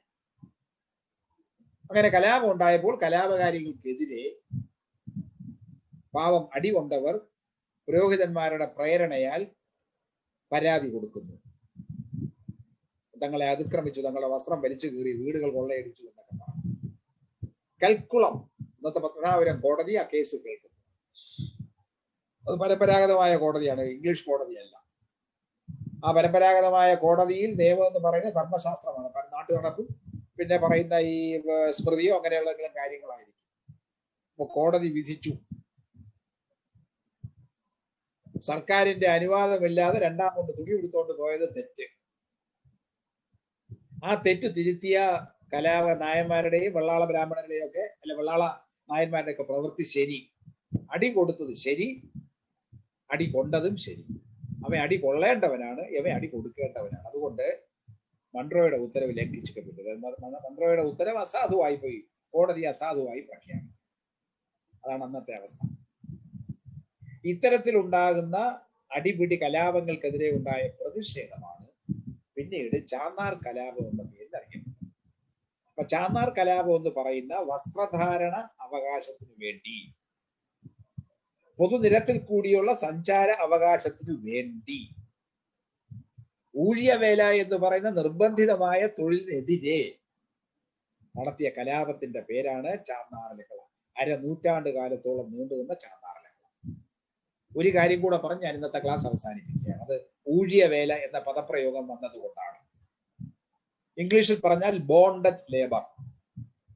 അടിമത്തമില്ല, അടിമയല്ല, പക്ഷെ നിർബന്ധിതമായിട്ട് ഒരു ജന്മിയുടെ പാടത്തോ ഏതെങ്കിലും അമ്പലത്തിലെ ഭൂമിയിലോ ദേവസ്വം ഭൂമിയിലോ കൃഷി ചെയ്തിരിക്കണം.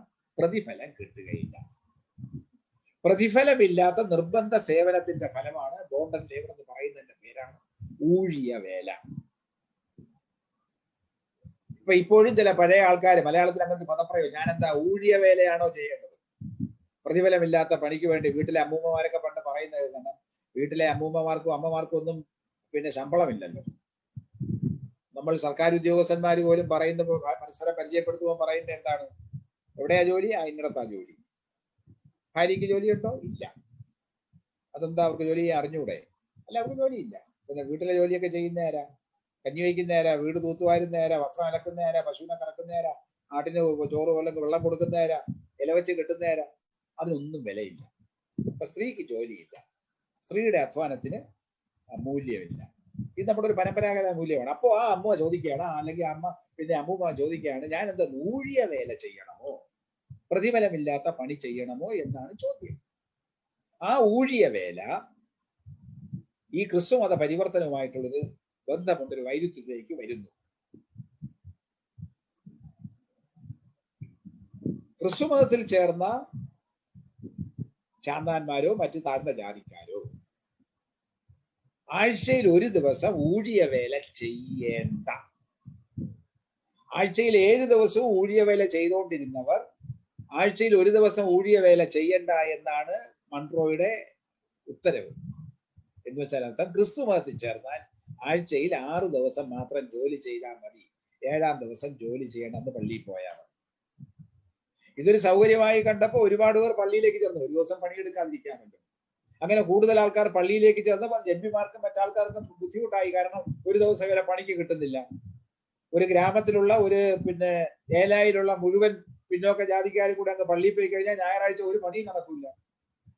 ഇത് സാമ്പത്തികമായ ഒരു ക്രൈസിസിലേക്ക്, ഒരു വൈരുദ്ധ്യത്തിലേക്ക് എത്തിച്ചു. അതുകൊണ്ട് ഈ ഊഴിയവേല അവസാനിപ്പിക്കണമെന്നുള്ള, അല്ലെങ്കിൽ ഊഴിയവേല ചെയ്യില്ല എന്നുള്ള ക്രിസ്തുമതത്തിൽ ചേർന്നവരുടെ അഭിപ്രായം, അവർക്ക് പൊതുനിരത്തിൽ കൂടെ നടക്കാനുള്ള അവകാശം ഇല്ലായ്മ, അതിനെതിരെയുള്ള പ്രതിഷേധം, മാന്യമായ വസ്ത്രം ധരിക്കാൻ, 2-ാം മുണ്ട് ധരിക്കാൻ അവകാശമില്ലായ്മ, അതിനെതിരെയുള്ള കലാപം.